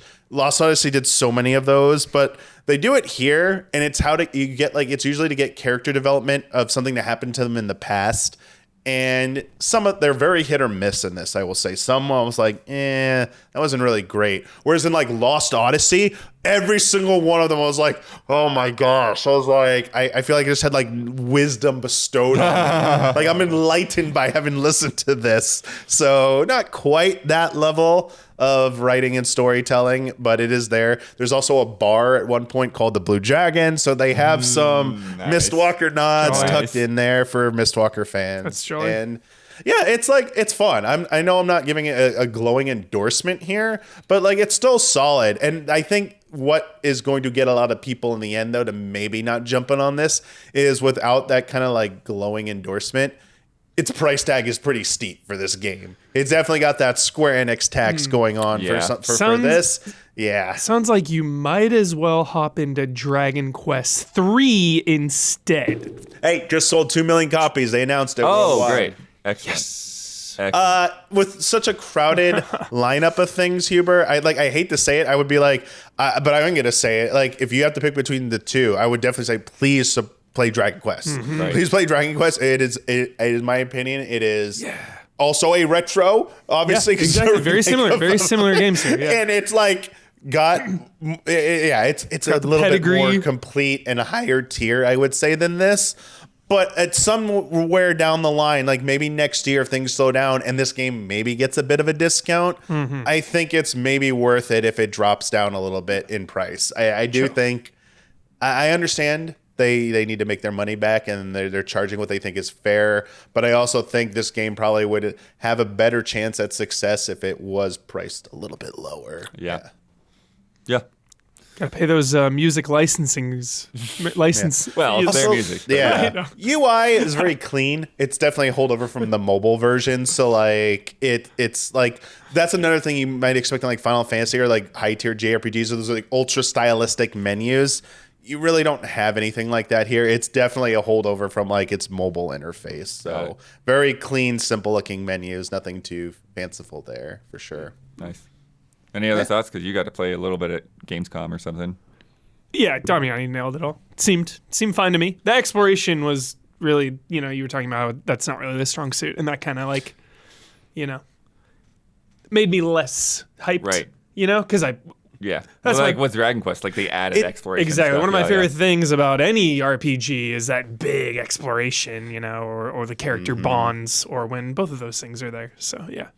It's very compartmentalized as well in the early goings in terms of like you were just like constantly going kind of on a very guided path and then like backtracking maybe that path. So like you're looking for like a big open world like after like the first hour or two and like I'm now set free. It's like that's not really the design of this game. It was a mobile game, Right. Yeah. and they haven't. They had to deal with smaller aspect. spaces. Yep. Yeah. Think of like Metal Gear Solid Portable Ops, Totally. and Peace Walker, Yeah. and how those games are designed compared to their big brothers. They're Totally. very good Metal Gear games, but they were on portable systems, so they can't have those large, massive environments that are interconnected. So like That's feel where like, man, that's the origin of my mobile animosity. You are speaking directly to it. There you go. All right, just want to be transparent there. Yeah. Nice. We've got more to come, but if you've been enjoying the show so far, please take a second to like and subscribe, ring that bell on YouTube, leave a comment on Spotify, leave a review on your podcast service of choice. It helps us, and it helps you stay connected. Also, if you want to sponsor this, if you want to put your name right here in this space, have Isla read some copy for a minute. Yeah. Get in touch any way that you can. You can email us at info@easyallies.com to get all the details and get a sponsor slot in here. Especially for the new year. We're booking some of those as well. Nice. I hope Indiana Jones sponsors us.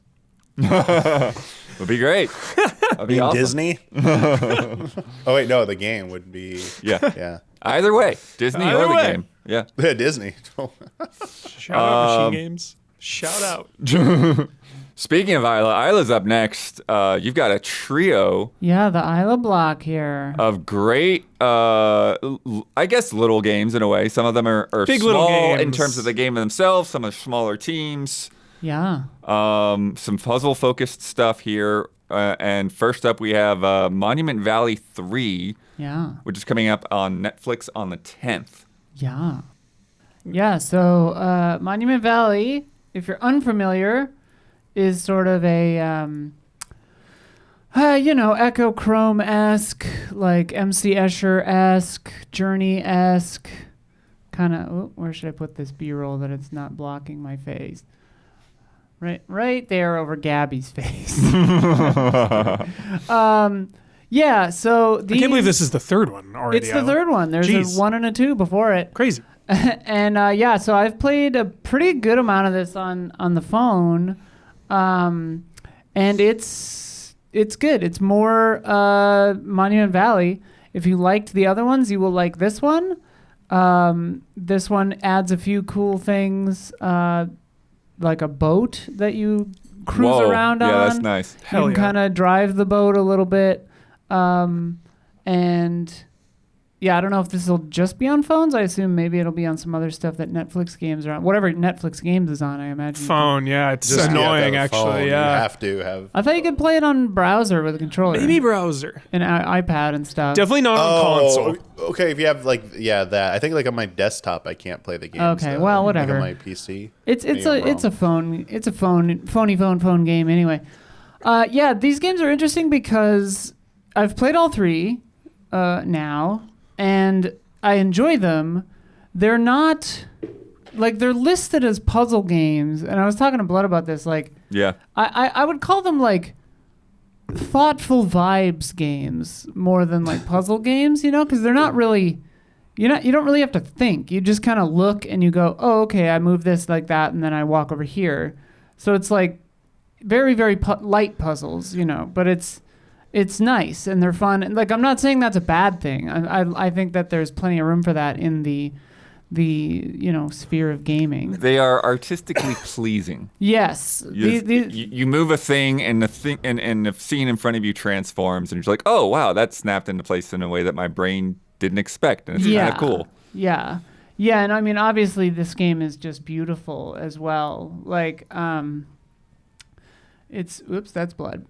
It's just a gorgeous game, and it's got great sound design. They recommend headphones every time you start it up. They're like, hey, play it with headphones. That's a funny thing for a phone game. Yeah. Yeah, I mean, better than phone speakers. It's got heart. It's got story. It's got cute little characters walking around on these lines. Good stuff. Yeah.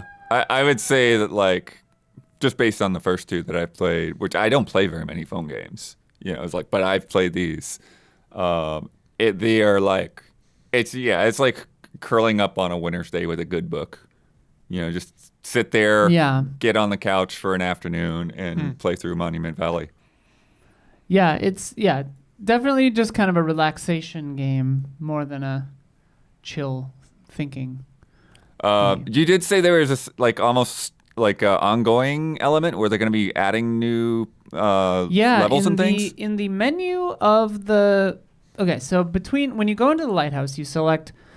I mean, it automatically moves you to the next story beat, and in the build I had, there were like 10 or whatever. And then you could scroll over more, and it said, I assume we can talk about this. It's in the build I had, so whatever. It was like coming in April, coming in fall 2025, coming in 2026, whatever. So it had like apparently there's a roadmap for Monument Valley 3. So that's cool. Nice. Yeah. Not much else to say. It's cool. It's beautiful. It sounds good, and it looks good. Sick. Monument Valley. 3. Next up, Sorry, We're Closed. Yes. Which you've been hyped on for a bit. Yes. Yeah, sadly, I haven't been able to put as much time as I would have liked into this one, but I have played now more than I played in the demo at SGF, which is what originally sold me on this game. Yeah, it's gay Silent Hill, baby. It's you play this person in this kind of like, alleyway, this street in town, and you've got this little ragtag band of characters that are really cool. And then, whoopsies, you find yourself in a Silent Hill kind of otherworld hellscape from time to time down in the subway. It's funny. It's well written, I thought. The look and feel of it is super cool. It feels like kind of like Paradise Killer-ish. Like if you liked the kind of vibes of that. Yeah, character design and that like sort of the thing. vibes of this. Yeah, character design-wise. Yo, Resident like, Evil 2 nod. Yeah, fully, right? I mean, yeah, it's a love letter to all that kind of stuff. It's neat because you get a third eye, and you can see kind of in the footage that you open your third eye, and it shows you kind of like the other version of the world that you're in at any time. So in a way, it's almost like, I know you're saying Silent Hill a lot, but in a way, it's almost like the other world in Persona, but like it's on top of the world that you're in. Yeah, you can look at both at the same time because it's like a little bubble around yourself. And if your third eye is open, you can only hurt the monsters in their heart, which might be harder to hit, but I think does a little more damage. But yeah, it's interesting because you can like look at, like, be like, oh, what's this freaky meat freezer thing? And then you're like, oh, in the real world, it's a Pepsi machine. Vending machine or whatever. Yeah. And you solve puzzles like that. I remember at SGF, I was just brute forcing myself through these thorns. And then this time I was like, oh, duh. You just flip the world and walk through it when it's not there. Yeah, and it's kind of about romance and love and queer identity and like fitting in and all that kind of stuff. So if that might resonate with you, as it does with me, this is a cool story. And yeah, I'm only like a few hours into it, so I can't really speak to how it ends and all that kind of stuff, but I'm super into it so far. And it's just, it oozes style. So yeah. Yeah, the one thing I really like about this game is the polygon budget. Yeah. There's a look to it it's retro, but it's not a retro that you can put your finger on. Like it feels like the character models are somewhere like between an N64 and a Dreamcast. Yeah, it looks sick as shit. Yeah. It you're so right, because it definitely kind of evokes sort of like I could see this being at home on like some kind of fictional nightmare console, right? Like whatever the UFO 50, whatever, like a generation or two past that, like Sorry We're Closed is on there, yeah. Saturn launch game. Yeah, Saturn for sure. Well, it has that kind of vibe for sure, like kind of edgy or yeah. It's good though. And then game number 3, one I've been curious about that we tried to get you in a Gamescom and ended up not working out, I think, 30 Birds. Yeah, so 30 Birds, we spoke about it a little bit on the stream the other day because they sent us some stickers and a little like Rubik's Cube that was sick as hell. It is inspired by Persian traditional art, and it has these like I think they're hand-drawn. Yeah. They're called lanterns, the little city and the little areas. They're styled after these kind of lanterns. And it's sick. Like you walk, you're a 2D character in a 3D Crazy. on a 3D object, So you're link between worldsing around these things, and there's like, they sort of ease you into it, but there's various puzzles that you do. So you're trying to the bird goddess gets kidnapped by an elusive scientist. Okay. And you have to find 30 birds, because theoretically this like kind of blazed out djinn in a bathhouse tells you that maybe the birds know where this bird goddess is. But like, this game is really funny. Like, it's surprisingly funny. Oh wow, yeah, I wasn't expecting that. You have everyone is like, it's kind of like, not like irreverent, but like everyone has kind of like a snappy kind of sense of humor and like talks in a very modern and fun way. The like bird pal, the first one I got, he like he's like clearly got a gambling problem and like tries to like paste over it. He's like, yeah, I'm a community leader. and we have like games at the pub or whatever. Is it named Michael Hubert? Yeah, his name is Hoop, I think, something like that. Sick. But it's really funny. And then like you meet up with his bartender friend, and he's like, "Hey, are we on for our game next week?" And he's like, "I don't know what you're talking about." So it's funny. It's really funny. I got like the one thing tripped me up where the so you'll get dialogue options, and there are little triangles on the sides, and they're a little maybe too subtle because there was a pub. I was trying to find the next person I had to talk to find these birds, and I was supposed to find a cafe, and I walked around this Lantern City like 5 times. I was like, where the hell is this cafe? And there was a pub, but the guy's like, "Hey kid, you can't come in here. How old are you even?" And the text thing came up 13 years old, and I didn't notice that I could switch it. So I talked to him like 3 times, but I'm like, okay, I guess I'm 13, even though I look like a grown-up.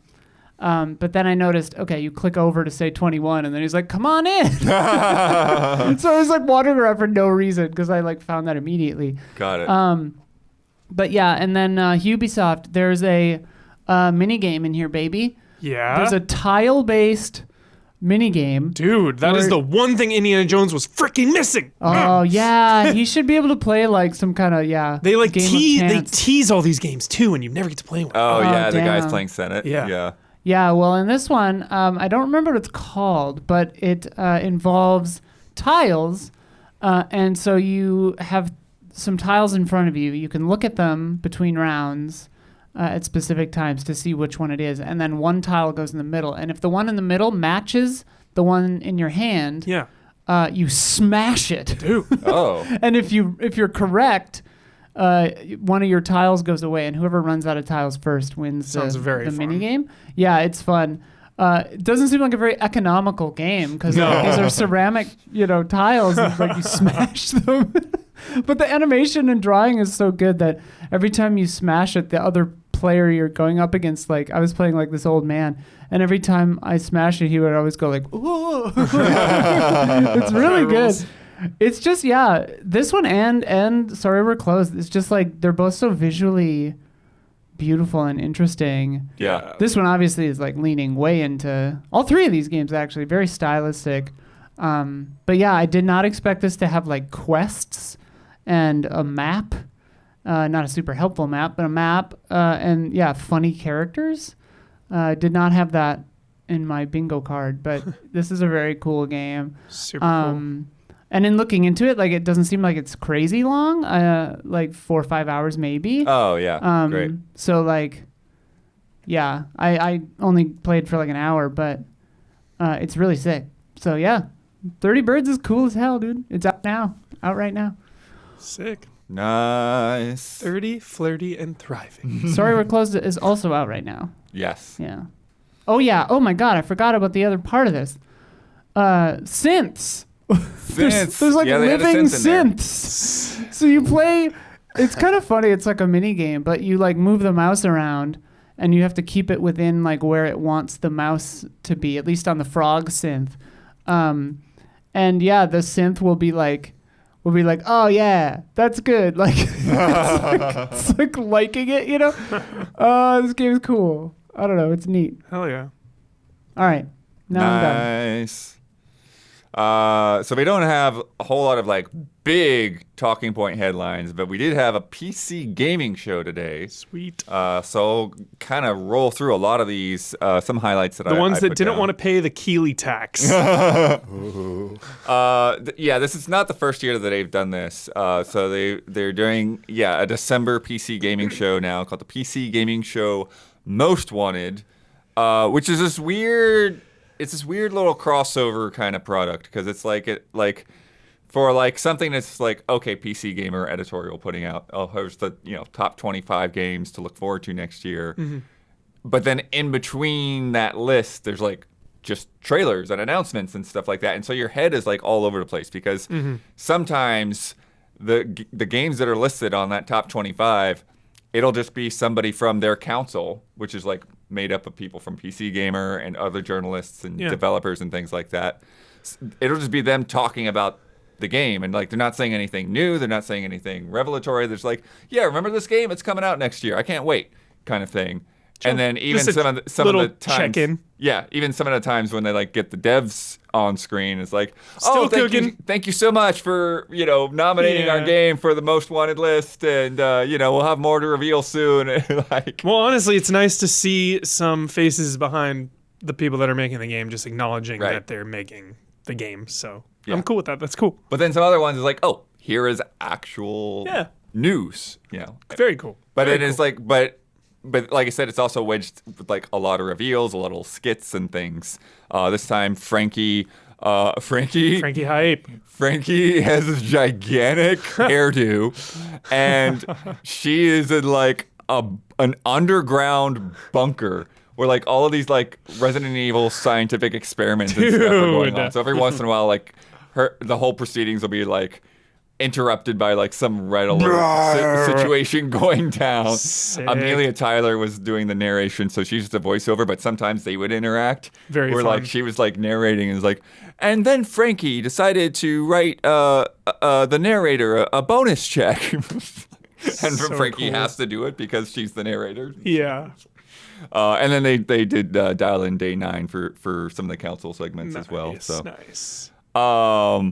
But anyways, first up, one of the big highlights that I knew you would be into, Huber, Teenage Feastin'. Mutant Ninja Turtles. Feastin'. Another one, Feast.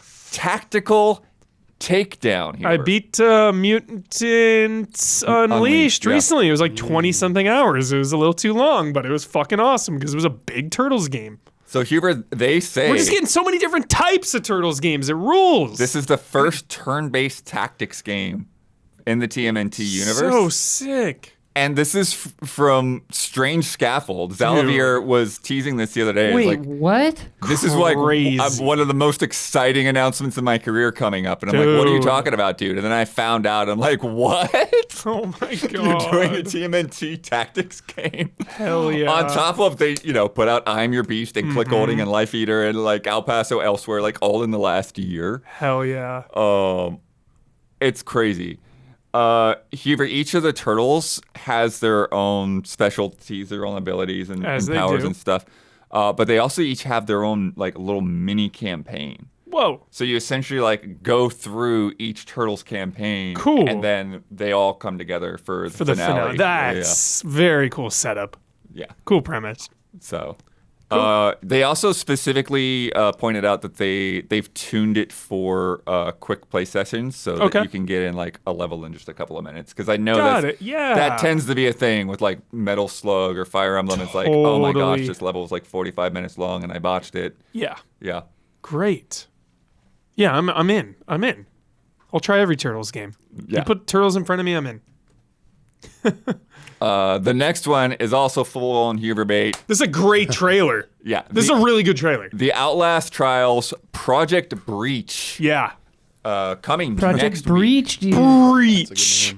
December 10th. This Yeah. is coming. You want to talk about it? Well, the premise is sick. One of the patients has escaped, and the company is like freaking out. They're like, where did she go? Because she escaped holding, but she hasn't fled the area. So they're She's like, yo, still in the building. she's still in the Yeah. building, but like hiding. They're calling her like a rat skittling around. Like, what is she planning? What is she doing? So there's She's like building in the walls. yeah. So they're like, we're getting this like potential jailbreak scenario, which I think is really cool that, I feel like this story is like ongoing now in a meaningful way. This is the first time where I've been like, wow, this is actually going somewhere, which I didn't expect because the lore behind it all is really cool if you're an Outlast fan. This is decades before the main game. This is all about the experiments and mind control and all that. So really, really cool that this game is being supported and ongoing because it's truly one of my favorite games of the year. I really, really love Outlast Trials. Yeah. They've had a lot of good updates. Yeah. Great co-op. Like, how many co-op survival horror games do you have? I guess there's a lot now, like Phasmophobia and Yeah. There's a all couple that more stuff. we're gonna get to from the yeah, show. for even, sure. But always down for co-op survival horrors. Yeah. Or just co-op horror, I should say. Yeah. So that's the new villain or hunter or whatever they called. I don't know. but and then environment and new challenges as Yeah. well. Sweet. Next up, this is one where it's like, it was like on the tip of my tongue through this whole trailer until the title reveal at the end. But yeah, Moonlighter 2. Moonlighter's great. The Endless Vault. Yeah. And there was like, yeah, it's like, okay, they showed like, okay, you're keeping a shop and then you got to go out and do the dungeons and stuff. And I'm Yep. like, yeah, this feels like familiar. Like I've definitely seen this before. And then it was like Moonlighter 2. And it's like, oh yeah, of course it's Moonlighter. Moonlighter But 2. like, it's just a totally different vibe, right? A totally different, like the Yeah, it color looks scheme cozier. is similar, but it's like, it's a different style. Yeah, different character. It looks like, right? You're this kid. Mm-hmm. So, I never finished Moonlighter 1, but I played a fair bit of it. I forget why I bounced off of Moonlighter 1. I forget why. You think you had a reason and not just busyness? Probably both. Okay. Yeah. But I am super down to hop into this one. Like, ground floor, ready to go, Moonlighter 2. Super in. I feel like it'll be just so much more refined. Just ready, like a big sequel, you know? Right. So, Nice. because I feel like the first one was a surprise hit. Next up is, it's a funny title. Gold Adventure Gold. Gold Adventure. Okay. And it is basically like, it's kind of like a mix of like a city sim and like God game, but basically you create like this fantasy world Whoa, Akira. to attract adventurers to. Whoa. And then you send them out on quests and dungeons and It's like all of this Dungeon stuff. Village. Wow. So it's got a neat little art style. Like you kind of have characters that are like they kind of look intentionally flat, like they kind Yeah. of flip around and stuff when they turn directions. Sounds pretty cool. Yeah, Looks cool. it's a cute Yeah. little game. Yeah. Cute little doggies to pet, and then you've got this this god beast that you're raising as well. We love a god beast. So yeah, there it is, pet god beasts. Nice. It's like your ultimate move. your ult. So that one's nice. Next up is Cairn. Yeah, the climbing one. Oh yeah. Yeah, this is Yeah, I from- played this at Gamescom. yeah. So it is actually they put out a Steam demo that's out now, so you can play that right now. Get a taste of what Cairn is all about. And it is, if you're not familiar with Cairn, it is a mountain climbing game. Very like physically based, right, Isla? They were saying. The way that they do the climbing system is bananas. It feels very intuitive and fluid. The way it like, they were telling me this, and I don't even know if I fully understand it, but they say there are no animations in the game for the character, at least. It's all physics, and it's just based on like where the game has determined her weight is that it picks which limb will move next. And it's all systems based or whatever. yeah. Cool. They have no canned animations, and I was just like, huh? But it's really cool. It feels like it's reading your mind. It feels very one-to-one, where it's like, okay, I feel as though like playing this game that I want to move my right arm up, and then it'll just do that Yeah. most of the time, and it's kind of wild. Because at first when I saw it, I thought it was going to be like Nightmare Physics, like QWOP or whatever. Right. But it isn't. It like might sometimes look a little like that because it's physics based and independently moving the things. But yeah, it's crazy. The backpack organization is interesting. Yeah, that's too. also physics based. Oh, really? Things just move around in there. And I don't know if that can send you off balance or not. But things like, yeah, you can like shake the backpack to try to get it to like line up better. Squeeze one more little thing in. Yeah, It looks so cool. It's neat, and there's probably some kind of like Jessica story or something Yeah. happening too. But yeah, Your like lover died and they wanted to climb the mountain, and now you're something, doing yeah. it in their Who's to honor. say? Who's to say? Yeah. Yeah. So Steam demo now, if you want to give that a look. Find out if that's for you. Starlight Revolver. What a day on the eve of Path of Exile 2 to announce a kind of Diablo-ish game. But this is like totally different tone from both of those games. It's like Diablo with like magical girl vibes. and anime, J-pop music, and it does have co-op. It does have 4-player co-op. 4-player, nice. And it just looks so different in so many colors. Love the colors on screen. Yeah. Really easy to tell each character. Some different apart as weapon well. types going Yeah. on. It looks cool. Yeah. Yeah, you got a girl with a hammer there, someone Cool. with a laser beam, someone with a sword. Sweet. Yeah. That boss looks great. Jeez. Citizen Sleeper 2 Woo! got a release date. Really? January 31st. What? January 31st? Right around the corner. 2025? Yep. Whoa! That's crazy. Dude! What a gift. Oh my gosh. Oh, you better play the first one, everybody. You got time. Oh, so excited. What a gift. Dude, yeah, I'm ready to get visual migraines Yeah. from staring at this game for 6 hours. Oh, some good music, good characters, good story, good like D&D RPG vibes. I love the whole dice mechanic. Choose your crew, dude. Oh my god. Yeah. The developer is really talking about Dude. some of the systems and stuff and the idea of, Oh my of God, bringing in the dice rolls and the breakable dice. Oh, it's gonna be so much more advanced. Oh my god. And Yeah, it the, looks like you're going around the galaxy or whatever. Yeah. Frick. Dude, that's so soon. They were talking about the Happy importance holidays. the importance of bad luck and failure and what you do in those moments. Wow. And they also were talking about, in addition to the new dice system, there's a new like stress system involved too. I'm not exactly sure Sounds how like that works. Mothership. And exploring this idea of like you're an android, but you're an android whose body is kind of falling apart, and then kind of relating that to just like with medical stuff. It's like you don't understand, like we don't understand how our bodies work. So like we're all still trying to figure it out, right? Yeah. And this android is having to deal with that too. It's like its body is falling apart. It doesn't know how to deal with its mortality essentially. Dude. Yeah.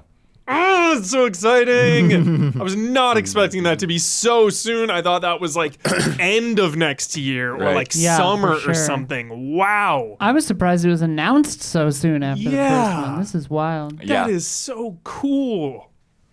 Oh my goodness. Next up, Tomb Water, which, at first I was like, oh, this is, this is cute. I like this. It's kind of like Yeah, this Western vibe, dude. horror vibe. And then I got to reading the email. Dude! Huber. This is Fucking Bloodborne over here. exactly. Do you remember the demake, the Yes. Yarntown? This is a prequel to that game. This is from the same Oh, developer. what? Oh, totally. This looks sick. Yeah.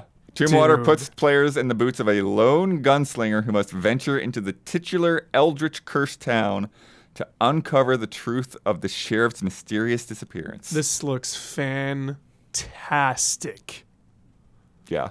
Holy Dude. moly. So top-down pixel art, Whoa. crazy flesh monsters, Yeah. Wild West. The combat looked really cool, like Bloodborne style, like attacking with the melee, dashing in, like getting back, shooting, Souls-like Western. Souls like Western, Wow. dude. Yeah, in.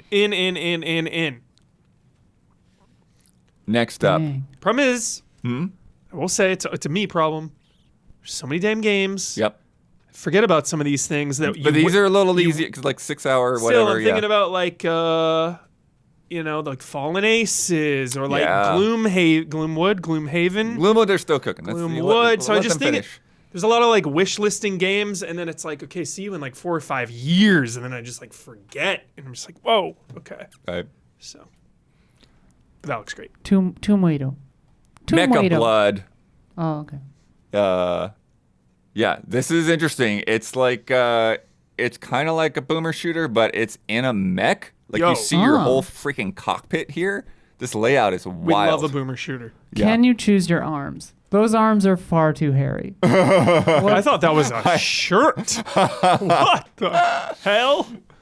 Maybe they've been. Look at all the trash, Isla. They've been in this. Yeah, they've thing been in this for, mech. Yeah. Yeah. Like Ready Player One. They've been in it There's forever. there's French fries in there. There's old bags. There's discarded drink cups. Classic Wolfenstein secrets there, like spacebar against the wall. Yeah.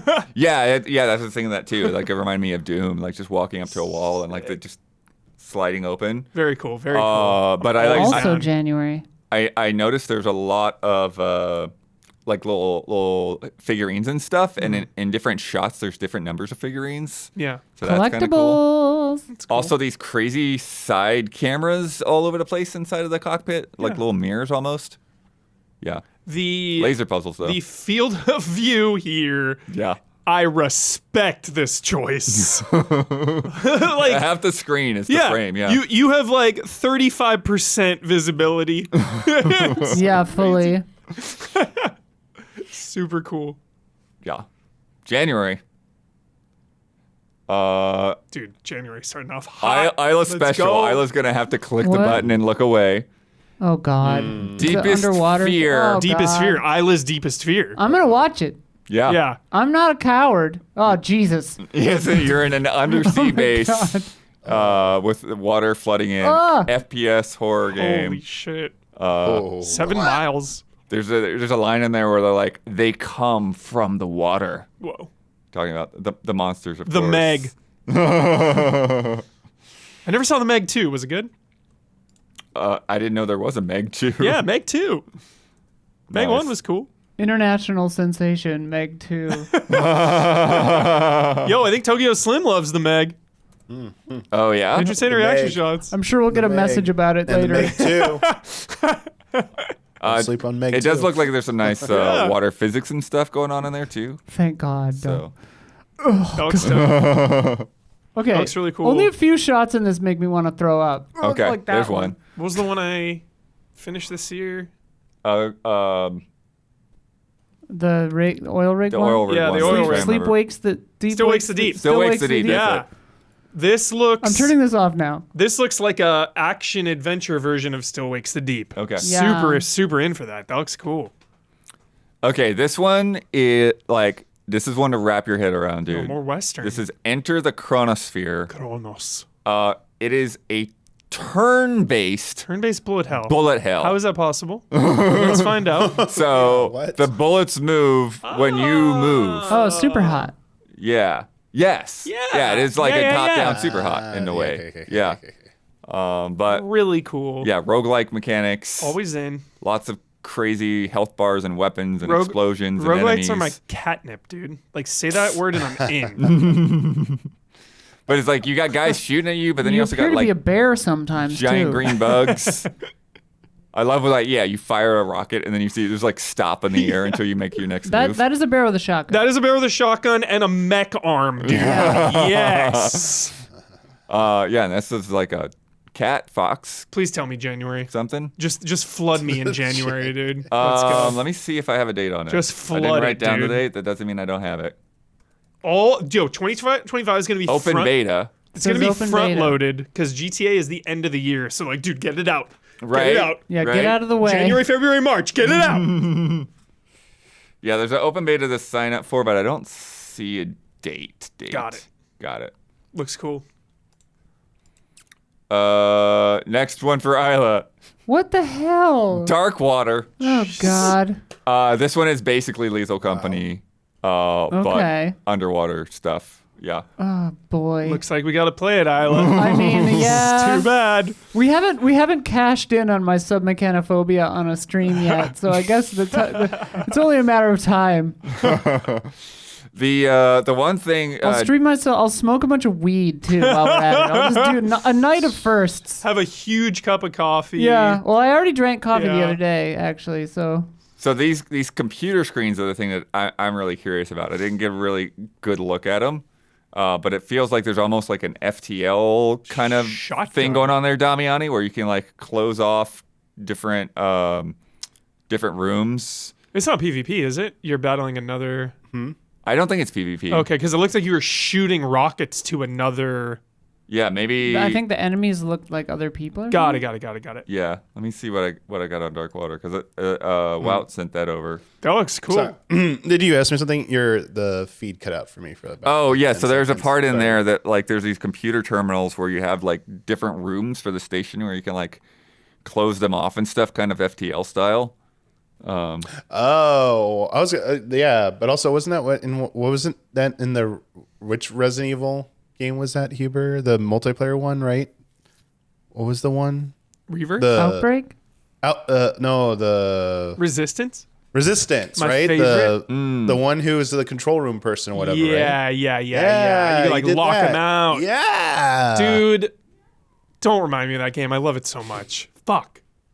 Love that game. Why do I love Resistance so much? My God. Yeah, so it says you can actually engage in naval warfare with enemy submarines. And Hunt for Red October Yeah. versus U571. Versus Das Boot. Yeah, the three-way. Let's go. yeah, so you can customize your submarine with new weapons and tools and new rooms. So, and they list torpedoes, harpoons, decoy mines, depth charges, sonar upgrades, manned torpedoes for the ultimate in-person surprise. You ride it like Doctor Strangelove out Hell into the yeah. sea or whatever. Sign Yeah. me up.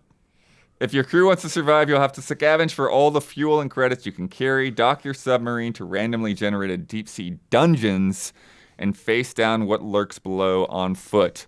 Infected divers lurk the halls. That's what you saw there. Of What long- lies beneath tonight, dude? Dude, what lies beneath? What lies beneath tonight? dude? Written by Phil Coulson. Are you serious? Swear to God, Clark Gregg. The actor? Yeah. How crazy is Wow. that? Isn't that crazy? Yeah, that movie doesn't suck either.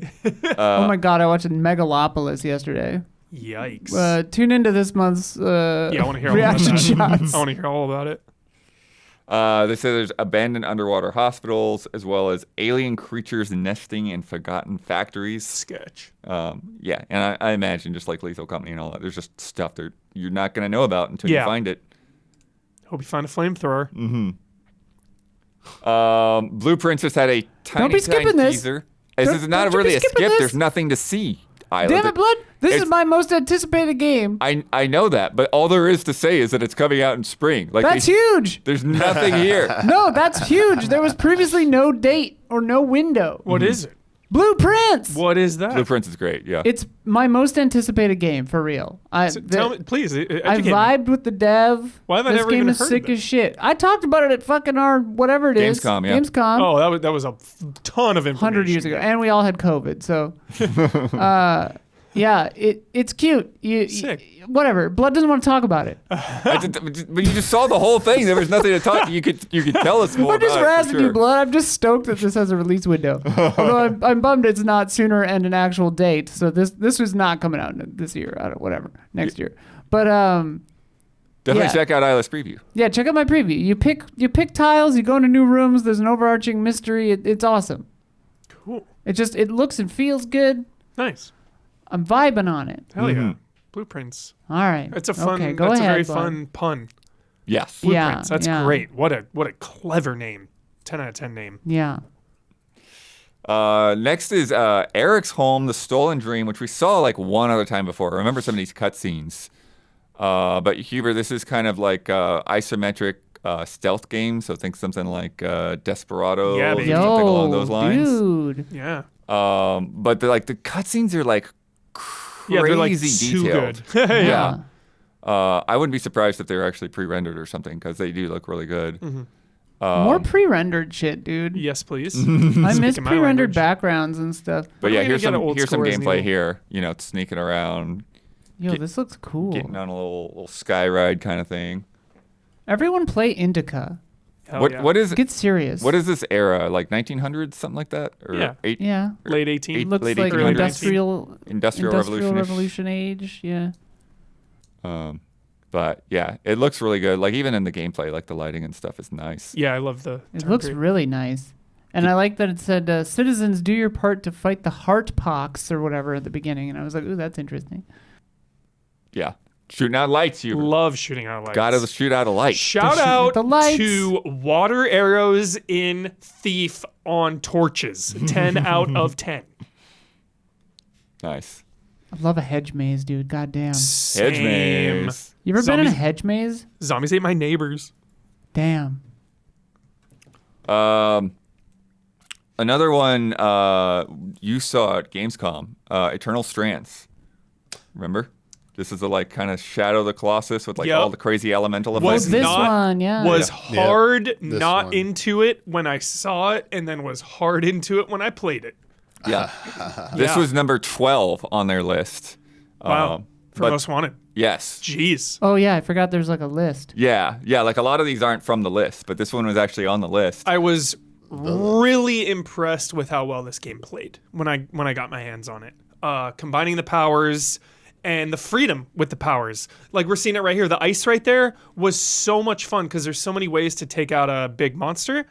And my tactic, the devs are even like, oh, you're going to do it that way, huh? Like doing it the hard way, but also like it was working. Yeah. I was just like freezing the thing's legs and then it would try to like break out, and then I just started like hacking it. So really cool use of powers in this game. They There was all a felt shot awesome. that we just saw in the trailer that was interesting. There was like a telekinesis bubble on the ground Yeah. that she like jumped on and bounced off of like a spring in Sonic, Crazy. and then like shot her bow at an arrow on the bow and arrow at someone on the Yeah. ground. So lots of interesting things. The ice is so fun. Just like spraying ice everywhere. Really cool. Yeah. So this is January 28th January as well. January is Ooh, heating loading up. Yep. And look at this, Damiani. Creative Studio 3, Square Enix is collaborating with them for post-launch content. What? Yeah. What? What? Yeah, they're designing a monster. They're designing like a custom monster for the game. It is It's Dude. an interesting collaboration. That is very That's wild. interesting. it's coming from the lead artist Yusuke Mogi from Final Fantasy 14.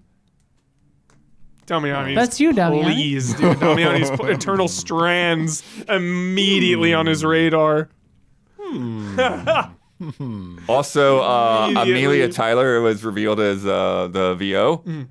She's from Baldur's Gate 3, Hades 2, and the PC Gaming Show. So she basically introduced her own reveal. Oh, that's fun. That's fun. Very She's the narrator, right? Yeah. Yeah, she's great. super fun. Yeah, that game's cool. It was really, really cool. Isla, another one you saw at Gamescom, Yeah. Vice Undercover. This looks fucking amazing. This is a great Huber, trailer. you and Don would love this Yeah. fucking shit. Dude, Chronicles of Riddick Butcher Bay I shout didn't know out. that. Holy crap. Dude, yo, Indiana Jones reminded me of that a little bit too. There's so much. Ooh, I dang. want to talk about that. Yeah. Fuck. Yeah, so the lead on this has worked on that. It was worked like for a long time in the industry. Yeah. Yeah, we met Sophia and I met the devs for this and ended up playing it for like an hour and a half. Like way longer than we were supposed to. Dude, But they never kicked us out, so we just kept playing it. We were talking to them, and you can watch the Gamescom preview content for this as well. But it's cool. It's like a hacking simulator. You gotta look at their pictures and their So info, rad. and this game seems intense, dude. Like you gotta probably. There's a lot to think about. Wow. It's neat. It's really neat. Yeah, So great. It's essentially Miami 1985, but like with more advanced internet. Yeah, Yeah. they said it was basically our world if the internet had happened like a decade earlier. Wow. Like something like that. It's a really cool premise. And so yeah, you're hacking in to infiltrate the cartel supercomputers Great. and taking down these criminals. But the story, the news bit, the demo is out right now. Nice. Oh dang. So yeah, I can put some more hours in. Sweet. Another one that I didn't grab the trailer for because it similarly didn't have much new, but The Altars, which I played in Poland, Yeah, I remember that game. that demo is also out now. Nice. So, Too many fully released games to play a demo for me. Sorry. well, another fully released game, The Thing Remastered is Hell yeah. out right Wait, now. what? We love the thing. Dude, we gotta play this. I love the thing. I made one of my. I was really happy with a song I made for Easy Update. inspired by this game. Hell yeah. This is low. We streamed this a little bit. This is low key one of my favorite PS2 games. I've heard this remaster adds cut content. Right. They were talking about that in this Which is trailer. extremely exciting, and just all the quality of life improvements that it's had. I've heard really good buzz around this. The thing on PS2, a no longer a hidden gem. A very excellent game. I've heard this game is really, really good. Really good. Yeah. Super cool. And it's out now. It's out. It's out now. Yeah, Blood, you got to say it right.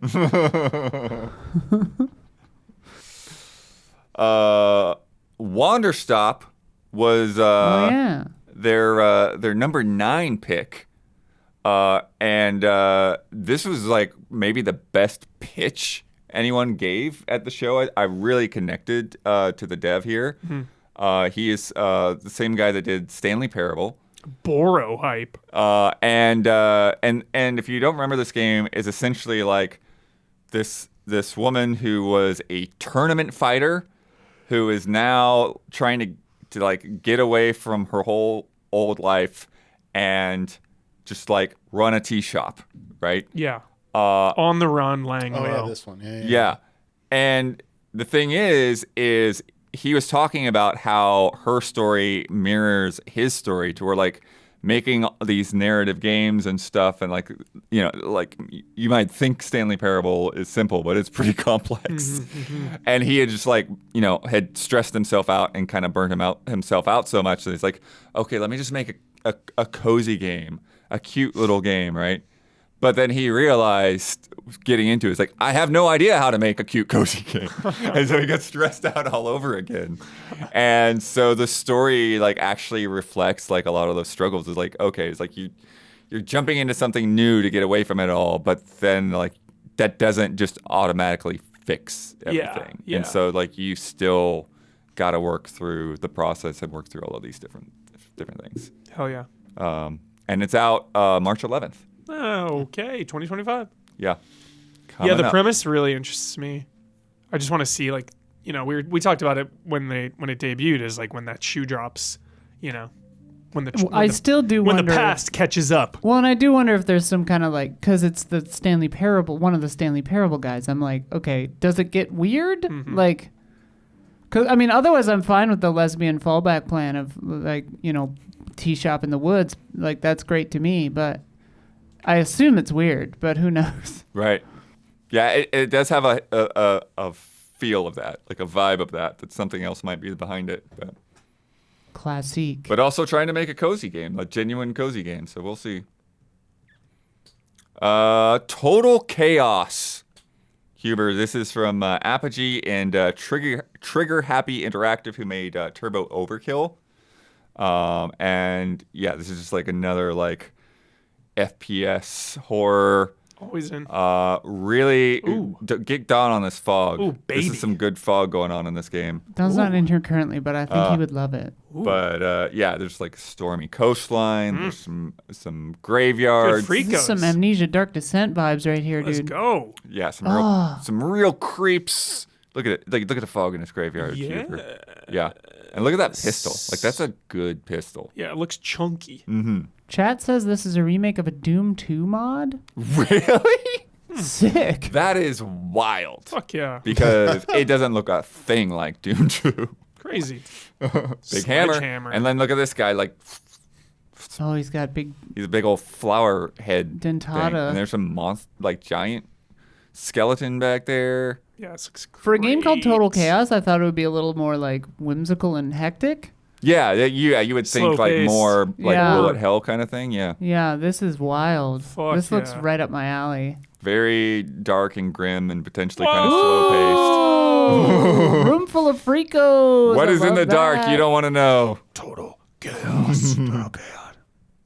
Yeah, Wish condemn list. vibes for sure. That's 2028 2025. wish list. 2025. And then yeah, I'm not going through their whole list, but Huber had to go through the top 5 for you. Yeah.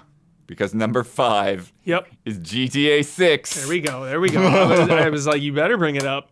If there's an opportunity to talk about it, you got to do it. Number 5 coming in. What did they say at that moment when it was number 5? What'd they do? That was just one of the ones where they just had someone on the council, and it's like, yeah, it's just kind of basic GTA Obviously, bullet points. nobody I'm from from Florida, so I'm looking forward to exploring and yeah. Chill. Sweet. Number 4 was Slay the Spire 2. Nice. Slay the Spire 1. Impossible game, can't beat it. Number 3 is Monster Hunter Wilds, Hell yeah. which they had a little interview there with one of the art director. One thing that he brought up is being able to target wounds to do more damage. Yeah. Yeah, I remember, yeah. Yeah, Yeah, which they pitched as being like talked about that. slight change from just targeting weak points, but it makes a difference. It's good. Yeah, it's fun. For sure. Number 2, Doom: The Dark Ages. Dude, yes. The staple Makes sense. of PC gaming. Yeah. Yes. Guess who from the council came out for this? Dave Oshry. I don't know who that is. Oh, you don't know New Blood? Oh, okay. Yeah. But he said like, well, I got to see gameplay of it at QuakeCon, so he could tell people a little bit. Yes. There's like a double barrel plasma rifle in there. Yo. Oh my God. And he was also wearing this shirt, Huber. I want it. Where it was like I want it already. There was like a puppy that was in the Doomslayer armor. Yeah. It's a crazy t-shirt. Sweet. Is Don here? Because Don is friggin' hyped about that one too. Nice. He's not in Yeah. here currently. Oh, the shield. PC Gamers number 2. I'm obsessed with the whole premise of that. Like, oh my God. It's I guess crazy. the council's number 2. Yeah. To be specific. Dude. And then There is no there's nothing release window. nothing new year there at even? all Yeah. whatsoever. It was just Dave Oshry talking about it. Okay. And then number 1, Civ 7. Civ Hell 7 yeah, hype. dude. I am stoked for this. Also, this really their ordering of the top 5 really speaks to the PC gaming crowd. Yeah. Right. That Slay the Spire, Wilds, and this are above Yeah. GTA 6. It's like, yeah, that makes sense.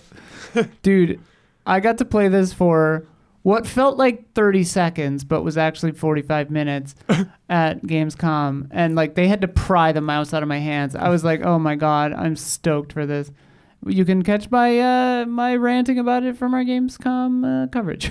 Yeah. Oh, yeah. It's looking great. Some of the things that they brought up here is they talked about really kind of tweaking it to really get people to finish the game, because that's a problem with all games, but especially with Civ. Like it's hard to get people to like through a full campaign. Yeah. One of the things that they changed though is this concept of ages, which I think you talked about. Yeah. So like Oh, I remember that. they're like Yeah, it's awesome. civilizations don't last 4,000 years, so it's kind of Yeah. unrealistic to like expect you to go from like prehistory through the future. Mm-hmm. So there'll be like essentially certain chapter points where you switch to a different civilization, kind of based on what will be more in power during that era. And you have the choice, like, it's really cool because it has, like the historical choice. So it's like if you're, I mean, I'm not a historian, but it's like if you're Egypt, or whatever the precursor of Egypt, they're like at this point in history, the historical choice would be to move into Egypt now as your civilization, but also it can like proc based on your gameplay style. Right. So it's like, hey, you've been messing with horses a lot, so do you want to be Mongolia? Nice. It's neat. It's really cool. Yeah, and you can stay as the starter one if you want, I think too. Okay. There are various choices to it. It's really neat.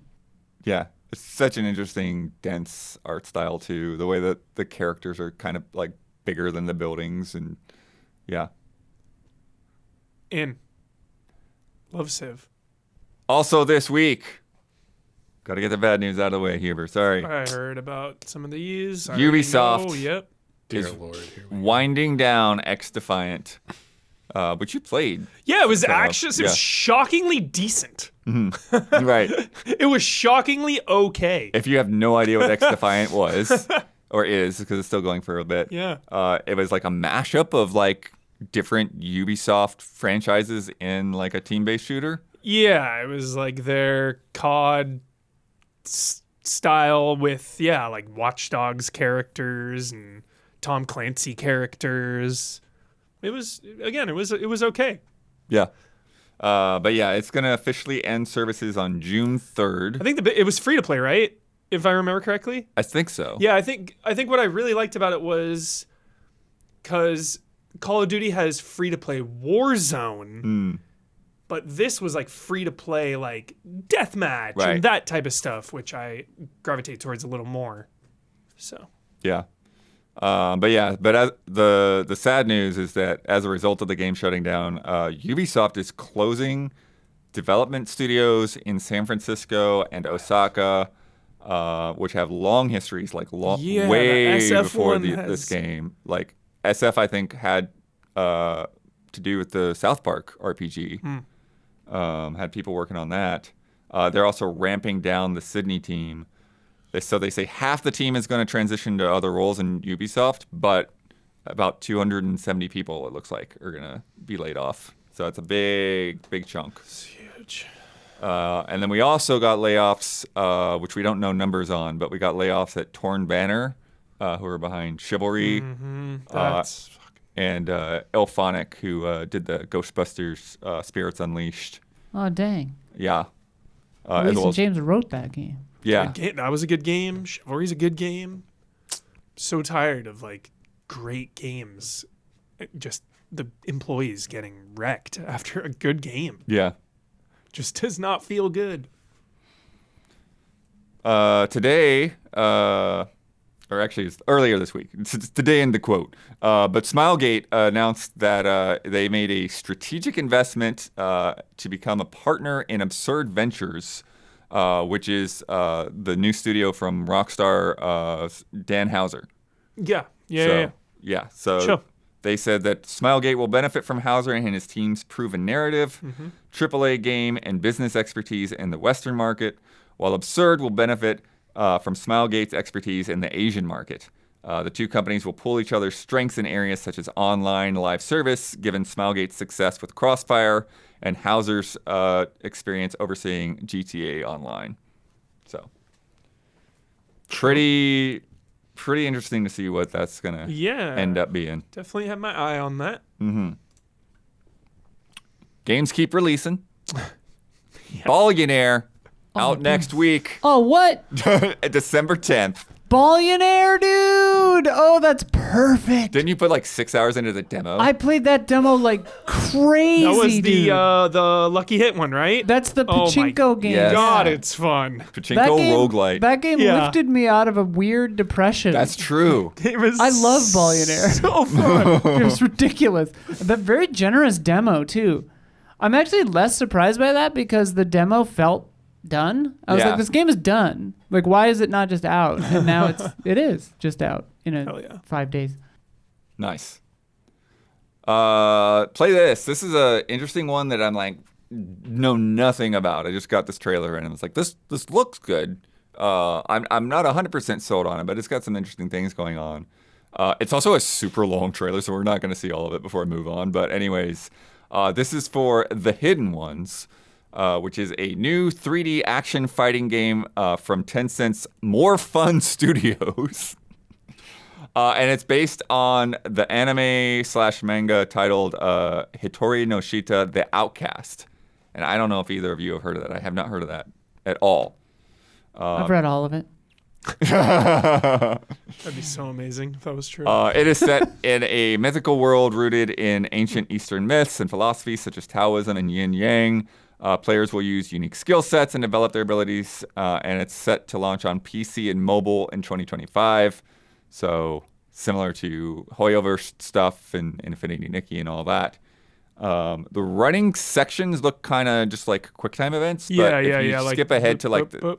a little bit, you'll see some combat. Yeah, I would like to see a little bit. Yeah, so there's like kind of like 3D arena kind of combat. So, but it looks really nice. It seems to like capture that animated vibe really well, and it has some big like kind of set piece things going on. So I'm just curious how it'll all play out, like whether there's really any exploration or if it's just like running from like one combat encounter to the next. Yeah. But you That's know, like video games for you. well, and also like a lot of anime games are just like we're just gonna retread this story in a slightly worse way. So Yeah, let me see this for a sec. yeah, Okay, it looks like it reminds me of Ninja Storm a little bit, yeah. for sure. Animations are pretty cool. Nice and flashy. Movement looks great. Cool. Yeah, Damiani, I don't know if you've got to check any of this out. I know you played Yeah. some Naruto stuff. It looks really like visually. Yeah, visuals this are looks sweet. sick. Perfect I mean, dodges here, Red. Yeah, Perfect parry, it looks like, too. you're gonna have to force Sifu to elevate their game for Sifu too. But yeah, so one to keep an eye on. We'll see. Could go either way, but Lady with a minigun, I'm down. the looks and the flash are pretty cool. Yeah. Yeah, these like Ultimate Ninja Storm style transitions when it's like mid battle, then some flashy ass move. Like, yeah. Yeah. Cool. Another one that caught my eye. This is a cute one with a very funny premise. Quail Button has timidly revealed their upcoming comedy point-and-click adventure, A Week in the Life of a Social Giraffe. That's asocial. ASOCIAL. The game that asks the question, are you giraffe enough Everyone's to get through the week without talking to anyone? That's so funny. Everyone's asking for help. Like, thank goodness you're here. Everybody wants help. Right. Like, hey, can you help me? But you the help me? difference is, Hubert, this is a stealth game where you have to avoid Jump helping out of the everybody. window. This looks delightful. Yeah, so here it is. Giraffe is so anxious about being in social situations that his head will literally explode Oh my gosh. if he talks to anyone. That's a big problem as Giraffe lives in Friendly City, voted friendliest city in the world. Every day, friendly neighbors all want to stop and chat. They want Giraffe to help them with their problems or want to share their life story. Oh my God. So Giraffe must use his wits to stealthily sneak around Friendly City and avoid its overly loquacious residents. And the devs said, we wanted to make a game that captures the internal conflict and unease that comes with wanting social interaction while paradoxically being too timid to engage. Excellent. Excellent. Yeah. That looks very wholesome. Yeah. It's pretty neat. Gabby streamed this earlier, but there is now a standalone character creator for Dragon Age the Veilguard. Yeah. So you can get in there and tool around with that. Tool around. Make a character before you start playing that game. It's the best Yeah. part of the game. It's good stuff. Very, very pretty hair. Next up from Butter the Fish and Noodle Cake. Flickshot Rogues. Getting better at food. Hubert, this is so interesting. So this is a roguelite, but like Whoa. it's like your character is essentially like a air hockey puck that you flick around the battlefield. What in the and like Oh hell? dang, they're pissed if they were working on this already before UFO 50 came out, because there's a UFO 50 game that's basically Oh, really? yeah. Yeah. I mean, it looks entirely different, but you're flicking little characters around. Yeah. Yeah. So there's a lot of mechanics going on got that I it. can't quite work out, but Roguelite, dude, it's got that catnip. I'm in. Mm-hmm. Super in. Isn't like, I mean, it's not quite Pokemon Rumble, is it either? You don't flick, the characters, right? Anyone else play Pokemon Rumble? Never mind. I haven't played it for a while if I have. Yo, look at those AoEs, dude. Yeah, lots of so damage many. markers to avoid there. But yeah, this is a 3-person studio based in Germany, and it's coming out for PC next year. Sweet. And then finally, Project Mugen, which you may not remember, but maybe you do, has been renamed to Ananta. Ananta. This is NetEase game described as rule-breaking open world, and Yeah, that's Sylvia, dude. Sick. yeah, it's like an anime GTA. mashup of like GTA and Project Spider-Man. It's like Mugen too. That's like one of my favorite aftermarket car parts companies. But yeah, so it's looking pretty good. I think that a lot of this is probably kind of like What the? preset cutscenes and things like that. But there's like just a whole lot of city that they brought to life here. I am intrigued. There's Wait, some is this wild the shifts here. Is this, There's a bunch of toilets running through is the this street. the freaking Spider-Man one? Yeah, there's some like Oh, Spider-Man-esque okay. things that are going on here for yeah. sure. Yo, this game looks really fucking good, actually. Yeah, it's very, very interesting. Please just don't be free to play. It is free to play. It is free to play, Damiani. Oh no. The gotcha's coming. Yeah, Spider-Man. Yeah, there's your Spider-Man part. I knew it was in there somewhere. But then you're like shooting on the back of a car like GTA. Yeah. So Sign me up, dude. good at your cute girl with kind of like bunny ear thing going on. Pull but then you got those these banners. freakos, ghosts, and Is it single player?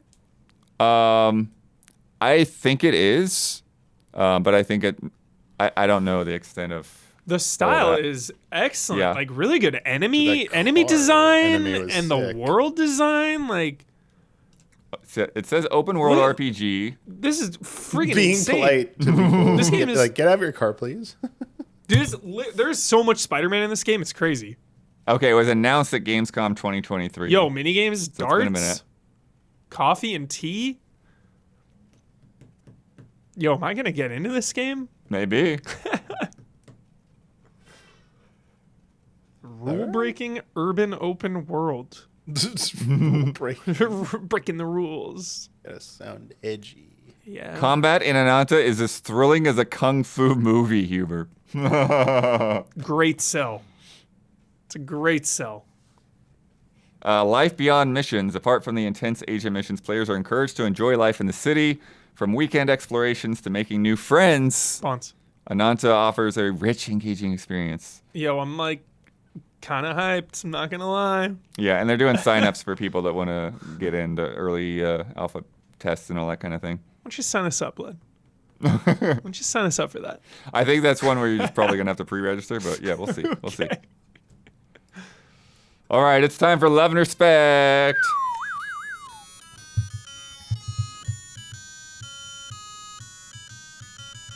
Love and respect. From Mirko de Buell. Greetings, allies. A month ago, I became a dad. Congrats. Hey.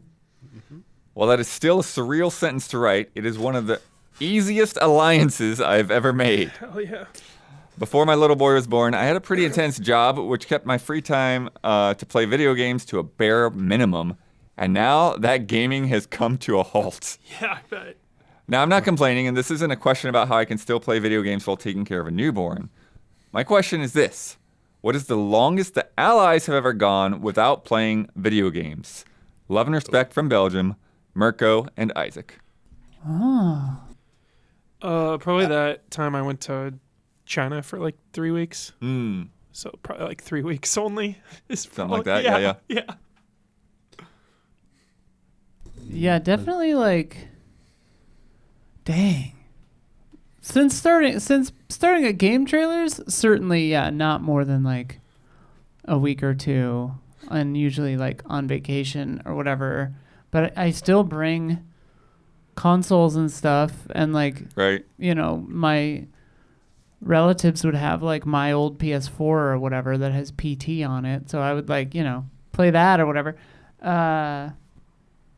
Pre GT, maybe a month or two, but yeah, not long. Especially now that phones are better, because you can just like pop in and play a little something for a minute, play Balatro for 10 minutes on the, waiting room or whatever. The first several years of my life were the longest. Oh, there you go. Dang it, Damiani hack, dude. Yeah. Cheesing the question. We got an NES or whatever. Before that, I didn't know what a video game was. Damn it, he got us. Got him. Got him good. Yeah. I think similar for me. Like I think, like I was trying to think of like, is there anything specific? But it's like because I've been involved in the industry so many times in different ways. It's like I was was like pretty much always something. So like the only times where I like really had a break from playing video games is when I would be like on a long-term trip, like when I went to South Africa for a couple of weeks, or when I went to the Bahamas or to Mexico or something like that. Yeah. And, and I wasn't going to bring a Game Boy or anything. It didn't seem like, it's like way more things to do. So, yeah. But yeah, it's been a minute. Yeah. From Mellow Fellow. Hello, fellow allies. Yo. I am swamped with catching up on 2024 games to the point that I have to put some down for good if I want to finish others. Feeling. I fucking Take hate them that. out back. Get ready for the pain, Huber. Oh God. I'm putting down Black Myth Wukong, Okay, it's fine. Dragon's Dogma 2, Ooh, that one hurts. and Persona 3 Reload. Ooh, I had to put Persona down for a while too. I'm like 40 hours in, gotta put it aside. In favor of Metaphor, Stellar Blade, and Dragon Quest 3 HD 2D. Oh. Putting down One- Dragon's Dogma for Okay. Stellar Blade, bro. Okay. It's okay. It's okay. Yeah, putting Dragon's Dogma down there hurts. That's but okay. These are pretty good trades, I guess. Yeah, it makes sense. It's fine. So they want to know, are there any games you have to just call it and come to terms you won't finish before GOTYs? Or what's a game you're making sure that you finish before then? Like, I doubt I'll be able to finish Persona 3 for GOTYs, even though I'm like 40 hours in. But, I mean, it's a remake of, Right. Everyone has their opinions on it. It's kind of a known quantity, so I don't feel like I need to finish it exactly. So probably that. But I finish games. Damiani. For us specifically, probably not Dragon's Dogma 2. I don't think there would be any chance of me going through that before. I think everything else. I played through. I feel like Okay. that's like. Y'all need to play Indica. Yep, got it. Oh, I need to play that. That one doesn't seem like that's gonna be And too UFO hard to 50. fit in. No, Stay above 50. I played some of UFO 50 already. I understand it. So like, I definitely Nice. get it. 'Cause UFO 50 's I don't think I great. can play all of everything in it and do the meta stuff, but like I definitely appreciate what they're doing. Just because like right now, to be transparent, like I have Fantasian, which I put a lot of time into, and I'm almost like I kind of want to see it through to the end, Right. But also it's got a lot of time, and I haven't even started Dragon Quest 3 HD2D. I know, and I it's can't wait to like, hear and your I've had that. thoughts. It's like, well, I mean, I've obviously played an hour of it in June, but like I want to switch over to that because I really want to play that because I want to start a replay. I didn't even play through all the Dragon Quest games, but like with dude. 1-2 coming out next year, it's like, Right. all right, I want to kind of commit to Dragon Quest a bit more. Music to my fucking ears, get through Damiani. like some of Let's those go. games and stuff. And like I cannot. This is the first one. I have to do this one, and it's like I know it's probably not going to be like our goatee, but like Yeah. I'm 'Cause it's prioritizing still- because I don't want it it's to so keep faithful. slipping. Yeah. Because who knows when that Switch 2 news is coming and like That's true. the deluge of 2025 I know. begins. It's like I gotta get this. This is like the high priority for me right now, for sure. Seriously, once they announce Switch 2, all of a sudden there's a Mario coming out, a Zelda coming out, Metroid Prime 4 reveals itself. Like, Any thoughts, Isla? I mean, the real question is which games will I feel compelled to continue playing? That's questions in there too. Yeah, and that list is shorter than the list of games I would stop playing. But I'm looking forward to PoE 2. I'm looking forward to a lot of other stuff. I feel like I've, of the contenders that you guys might push forward for GOTY come January, I think the only one I haven't experienced so far is Metaphor. So I probably should play that demo, at least some. For me, for the GOTY discussion, that's definitely what I need to do. Yeah. Indiana Jones. Oh, and Jonesy, yeah.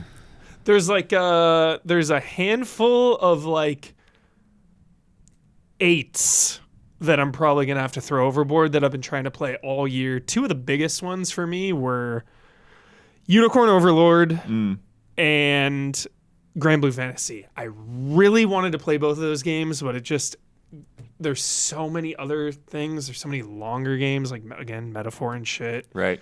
That I just need to get to. And Dragon Age as well is, like, tough to prioritize over something like Metaphor, you know? Yeah. It's tough. No, it's a lot longer than I expected to. I'm still like, all right, I want to finish Dragon Age before I leave. Because that's where my dilemma is. It's just like, because I'm gone for, a few weeks for the holidays, it's like anything that's on my PS5 is going to be locked at home, And so it's like, no matter whether I want to prioritize it or not, it's like, no, that's not happening until January, So it's like, that's where it's like, all right, it's going to be hard to put any more time into Rebirth or Dragon's Dogma until I get back. Probably won't try to squeeze more time into Erdtree. I finally beat that. Nice. But Metaphor is probably gonna be my Christmas game for sure. Definitely want to play Prince of Persia. Blood, do you want my PlayStation Portal, dude? No, I don't want to try to do that. That's fine. Are you sure? Yeah. Metaphor, You can just have it. Grind I'll on just that give shit. it to you, dude. No, Metaphor I have on Xbox. Oh, yeah. Yeah. Got it. But yeah, no, I don't want to play Rebirth. Dude, Dragon Quest 3 on Portal would be real nice. I'm not sure, how much more I want to play Stalker 2. I'm digging it. But 3 patches deep already, baby. Yeah. Shaping up. Yeah, I don't think I would probably go all the way to beat it, but maybe put more time on that. Yeah. Yeah. Might have to drop 9 souls if I can't beat this fucking boss. Jeez, dude. Dude, if you're struggling, what chance do the rest of us have? Been on this boss for legit hours. Oh yeah, Hours. did you put it on infinity difficulty? No, there's story and standard. I'm just that's on all there is. standard. Wow, okay. There's no harder mode. Get good. I know. There's 2 different parries in this game, so it's really hard to just get that and dodge. Mama does prefer a dodge, yeah. Oh my god! So it's You definitely have to parry. there's 2 different Damn. parries No and a avoiding it, dodge. yeah. So it's having to do all 3 of those in the split second. That's some Sekiro bullshit. Right It there. is. It's tough. It's real That's tough. exactly what it is. Yeah. Yep. It is tough. Well, I beat Sekiro, so. From Mistwalker. Hello, allies. I want to get a little conspiratorial. Love it. Let's go. And don't worry, it's the fun kind. Yes, it's the only kind. The snub of Silent Hill 2 not being nominated for the Game Awards GOTY. Oh. Having finished it and absolutely loving it, I'm shocked that it was not in many nominations. The cynic in me thinks it's because of the relationship Jeff has with Kojima and his bitterness to Konami for how he was treated. It's nominated for a lot of things, though. And Jeff has we'll get nothing there. to We'll do get with there. it. I want to think that Jeff wouldn't do that and let a game shine on its merits, but people are people and emotions make people do things some of us may not agree with. I know you guys can't go into details about how games get nominated, but something about it just rubs me the wrong way for how amazing of a game it is. It deserves to be a Game of the Year nomination. What are your thoughts, and have you ever thought about some of these conspiracies and any that you actually enjoy? We can go into exactly how these games are nominated. Yeah. We're just not allowed to tell you what we vote for. But the games are nominated by various jurors, such as Easy Allies and other outlets and other people in the industry and in games journalism / games media / infotainment, whatever. You submit the games that you wish to be nominated. The ones that get enough numbers get nominated, and then they send us another spreadsheet with the nominees, and we fill out our votes and send it back. That's how it works. Jeff has nothing to do with any of it. Yep. He has no control over any of it, as far as I know. Yeah, unless there's some insane Unless there's- conspiracy yeah, behind the unless scenes, there's something- which would be so why would Keeley ever risk something we know how big these shows are. We know how much money is behind these And shows. he needs to make money, and Yeah. he needs to make it interesting and have announcements, and obviously, the Game Award. We talked about this for 100 years last week, or 2 weeks ago, but like, I don't think that the Game Awards system is perfect, because I think that it's almost fatal flaw. incapable of rewarding like merit in all games because it's largely a numbers game. It's like the games you'll always get the games that the most people played Yeah, it's a big part. rewarded more than the best games of the year that fewer people played. Unless it's one just of because that's how it those- works. Unless it's like, it's not nominated at the Game Awards, unfortunately, but something like Nine Souls, where it's like, not a lot of people have played it, but it just keeps like poking through the noise, And it's like, you should probably play that game no one's playing. Like, there are still some of those games, but like you're saying, Isla, like the popularity of it, it's like, not everybody played it, so it didn't get nominated. Yeah. Well, Yeah. You've struck Robamiani. But as Huber alluded to, Silent Hill 2 got 5 yeah, nominations. a lot for some of the biggest categories Yeah, too. so, like the main It's not categories. like it got snubbed. Not at all. Yeah. So. But like if you want a conspiracy, it's just games that are more popular and have a larger marketing budget will be more likely to have more people play them, and thus will be more likely to get into the Game Awards. Like that's the conspiracy. It's just numbers and math. Dragon Age says hello though. But I Uh, mean, Dragon Age was in that window where like it was in the barely anyone got window. to play it, but it was eligible. But Okay. yeah. Because it is like the poster child of like Game Award shows. It's just like kind of made for. It just feels like a game that would be in Sure. the I mean, conversation. Inquisition inexplicably won. so Exactly. I think Just this one enough feels people didn't love it that it might not have gotten in there, but who knows? Yeah, I mean, I think, but it's the thing. It's like you really only got the perspective people that reviewed that game. Like nobody else, like Yeah. at those outlets, got to put that much time into it before it was time to cast votes. So The window is very strange. yeah, Like the cutoff being November, whatever, 10th or 11th or whatever. Very strange. Very strange. it's time for bets. This is it, the final bet The final bet. for 2024. This is it. This is the last bet that we were gonna bet on, put a number on, in this year. Holy moly. I wasn't here last week, so we're gonna do this again. The reminder of the 2024 stakes. Did I say last week? The winner will be crowned the fancy one. Let's see. You can simply go by the fancy one. You can attach it to your current animal, such as the fancy manatee, or you can choose a new animal to go with your fancy title next year. You will get one sketchy token that will allow you to change another player's bet next year. That's So if good. you're close race or whenever you want to do it, you can do that. The winner will pick a game, and everyone else other than the winner will have to draw box art for it. And the example that we had from Parasite Paladin was a box art of the Elder Scrolls, which was a scroll with a mustache and a cane.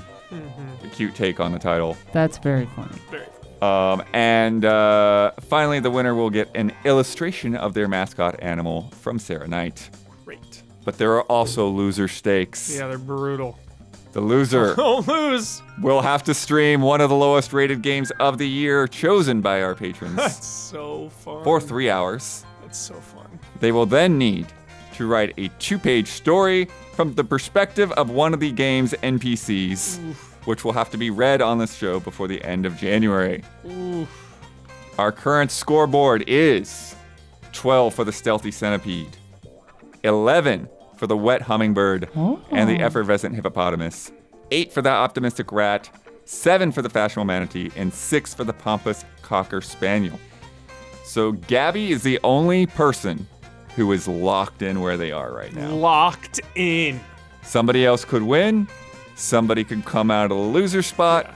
There's some shifting. Shifting Gabby could happen. is in So- the middle, safe. So you mean that Gabby is safe in the middle no matter what happens? Yeah. Right. Can't win, can't lose. Can't win, can't lose. Exactly. Clear eyes, full hearts, can't lose. Full hearts.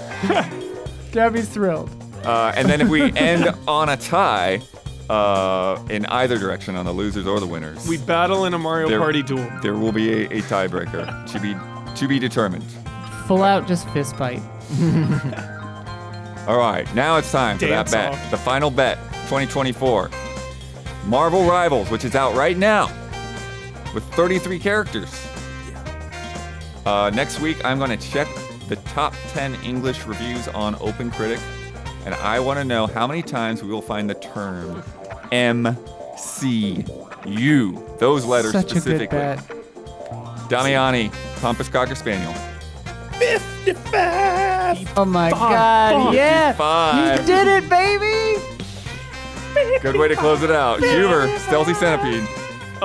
Friendly side bet with no stakes. How many times will the word Coulson? 0. Will there be one? Will there be one If you person? get it on Steam, you could probably mod in Coulson at the very least. Everyone says 0 and you say 1. One Coulson. I said 11. Huber's at 11. Isla, Wet Hummingbird. I said 12, Daniel. Dawn, Fashionable Manatee. Why are you says 20. bloodworthing me? I'm sorry, I bloodworth you there, man. I bloodworth you. I wrote it in full view of your human eyes. Don said 20. 20. Gabby, Optimistic Rat. Shit, she also said 12. My God. Okay, I've got the low. Oh, no, blood. Here he comes with Blood's 10. coming in with 10. 24. Okay. Real Kiefer Sutherland move there. Chill, I got the low. That's something. Yeah, that's actually strong on this bet, I think. Yeah, because you're talking, and somebody could just throw it in there 10 times. So easily. Someone could One do it article. so easily. Yep. Their MCU counterpart. We haven't seen this character act like this in the MCU, but blah, blah, blah, like so it could be 55. Last week's bet will give us no resolution. What? Anton Blast came out this week on December 3rd. Last week I said that I would go to the Switch store page to see what the game's file size would be. However, although the game released on Steam, there was a last-minute delay for the Switch version. So it's 0. So there's currently no release date, but it is due to come out before the end of the year. It's not 0, it exists. Oh. NA, not available. So with the funniest possible timing, we will have to hold the results Oh my of God, that bet. dude. Wait, does that mean I get to bet on it? Because I was gone? I don't have a leg up. Might as well. I mean, I'm not going to look Might at as well. Steam. What's that file size? Let me think. Without looking at anyone else's. Yeah, it's the I thing. have We're not. trusting I you have, to have not no, looked I have at it. not. I have not scrolled down. Isla has 11 points, right? Yeah. So Isla can win now. Yeah. If Isla gets this one, then I'll say 1.8 gigabytes. watch Isla score both 1.8 gigabytes. for the win. Okay. Isla's winning. Is that crazy? Is that like The way off? reminder is that Damiani scored 88 megabytes. Huber scored, bet, not scored. Damiani bet 88 megabytes. Huber bet 1.4 gigabytes. Isla now is at 1.8 gigabytes. Damn it, this is too high, man. This is too high. I forgot which game we were talking about. Don bets 785 Great megabytes. bet. That's a great bet. Gabby bet 1 gigabyte. Great I bet bet. 1.3 gigabytes. Can I look at how big it is on Steam? Can you see Did that? have the high. I mean, I wouldn't say it on the air. Save I don't, it. e- I don't save even it know to if you later. can. I don't even know if you can look and see it on Steam. I think you can. I'm not logged in. So. I think you can.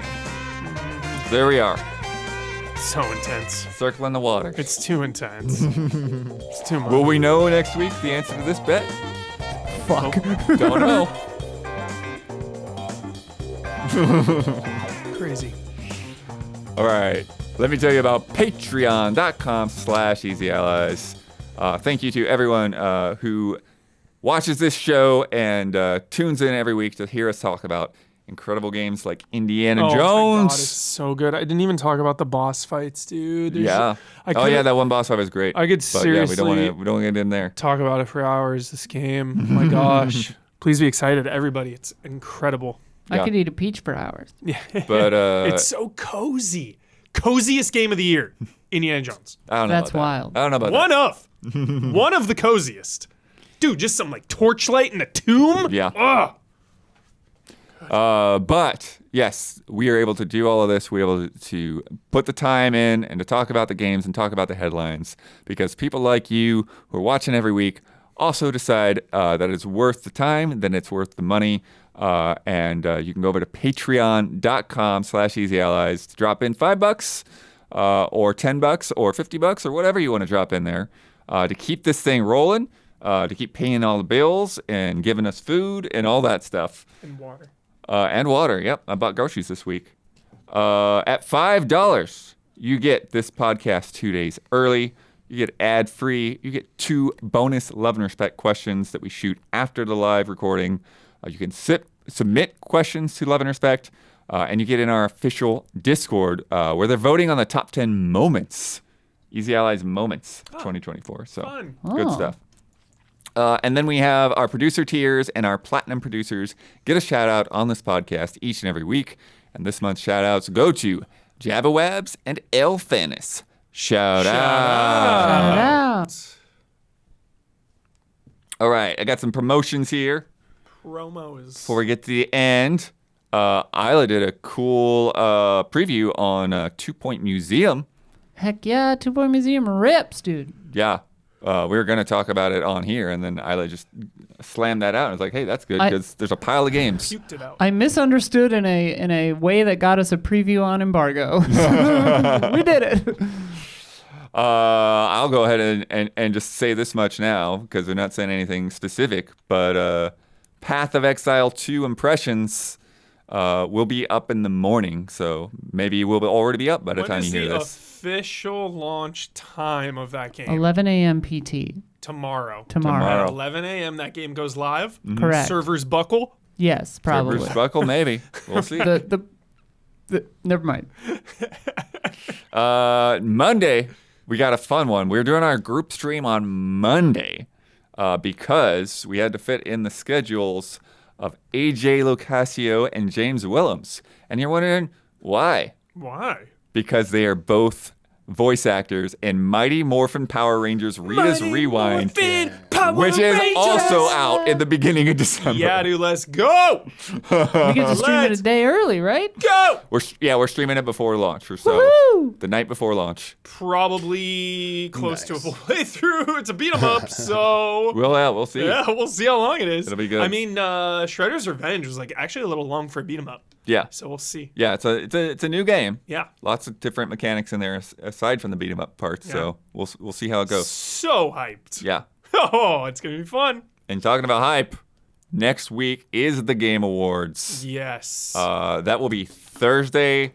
We will be reacting. We will have a podcast with Jones and Kyle and Huber.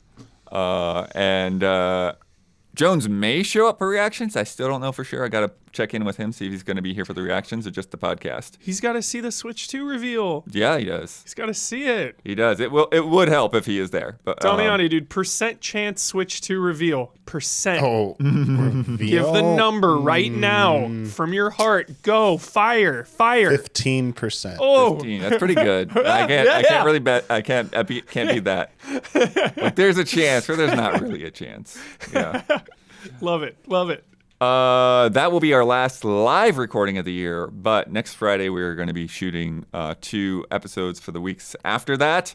One of them is going to be a bunch of previews and stuff because Isla and I are going to be heading to a bunch of meetings downtown Bunch of Yeah. meetings. Couple of suits. for people coming in for the Game Awards. Huber is going to be doing an interview on this desk right here as well. He's forgotten about it already. And I might have some other special guests, but the interview I'm not for sure whether that will be in the podcast or if that'll be just posted on its own. So we'll see how it feels. Truly, I cannot. I'm trying. I don't remember. It's okay. It's okay. There's a million things on that calendar next week. And then the other episode will be our annual Love and Respect special. So you can get in on that if you're a patron at any level. Usually it's just $5 patrons, but for the Love and Respect special to get it full padded out, get more people in there, more perspectives, any patron can get in there and submit a question. So check that post out. That post is already up right now. Hell yeah. At An incredible patreon.com/easy. Incredible value. Now, Is Patreon an Xbox? Yeah. No, it's not. Oh. Now I'm going to go with the most subjective means of the most subjective dice roll to figure out who is going to end this show. Great. I have this crazy Dragon Age die. Love that die. And the different things on the die are the different icons for dialogue choices in the game. So there's like a fist for Only like the fist. you're gonna rise up. There's an aggressive option. There's the romance option. There's the like what? What? Combat questions, and I will just subjectively decide what person Wait, so you have this to pick dice roll will you remind me have to of. pick who it is first, don't you? No, it's just gonna be. Yeah, from the gut. This is hilarious. So this is just like a path. It's a split path, a choice in the woods, which means all three of you pick them. Oh. Damiani, Huber, and Isla. I Wow. like that. What do you want? We got the final word, we got the sign off, and we got the shout out. I'm gonna do the final word. I can If do you my don't sign mind. off. Shout out for Damiani then. If that's what you want, Damiani, I could trade you if you don't want to do that. Yeah, I wasn't thinking I was gonna win or anything today, so I wasn't planning for something to shout out. If you have something that popped in your mind. Anything you know, from the last weekend? Did I do something? Oh, Did I we do mean, something? I have one, but it's Do it. like not like important or anything like that. Doesn't have to be. Shout out to living next to a micro center. So you can just walk in and get super hard sold out CPUs yeah. that are never in stock for more than 2 seconds right now. And they had a giant wall of them and just walked in at 10 p.m. after just watching Jingle All the Way with the Turbo Man stuff. Turbo Man. And so I literally Dude, hell used yeah. the same line. I use a line to like, please don't laugh at me when I ask you this question, but do you have any 9800 X3Ds? And the guy's like, why did I laugh at you, sir? We have like a whole wall of them. And I was like, oh, Damiani, can you buy me some stuff? And there's like no one in the store. And I'm like, and I had to like, when I checked out, I was like, can I just look at the box? Like, it's the 9800 X3D. Don't worry, sir. I was like, you're selling me a dude. different one, aren't you? It's the International Turbo Man. Some assembly required. Dude, I'm jealous. I wish I amazing. lived by a micro center. Holy cow. I'm hoping if the 50 RTX 50 stuff isn't like gonna cost my soul and +1. It will. Then I can wait in line at it, because micro centers during the 30 series shortages were always getting them in stock, and not living anywhere remotely near one sucked. So at least that will be an option. My motherboard tops out at a 3090, so Oh, for unless its they get support. those, I Yeah. can't do it. EVGA 3090s are in stock on Amazon. All their EVGAs are for weird reason are in stock on Amazon right now. Oh, weird. So I don't know if you want an older one for cheaper. They're I mean, I'll see how much they are. They're still always like too much for me. I'm like, nah. I think the 3080 Ti, there's like a refurbished, which just means it's been recertified by EVGA because they still have to do that, even though they don't make them, is like $700 for a 3080 Ti. I That's not paid like terrible. $1,200 for it when it was brand new. it's crazy. So Yeah, I Anyway. see one here for 739. Jeez. Wow.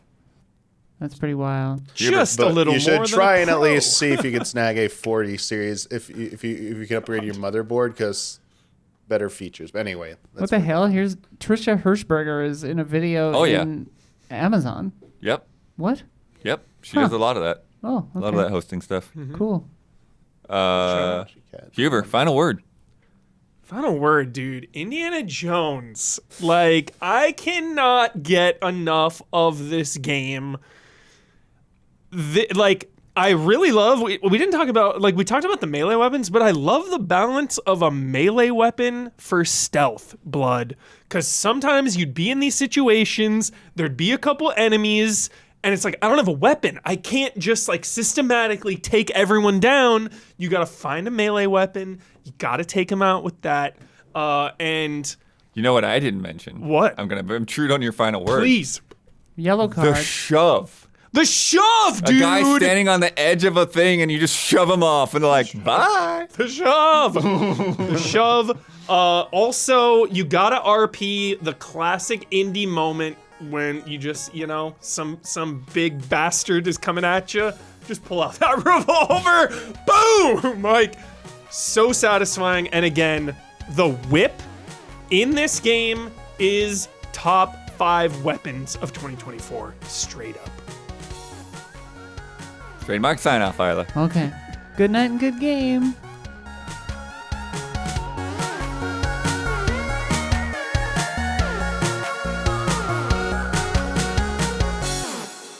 Stutterfest 99.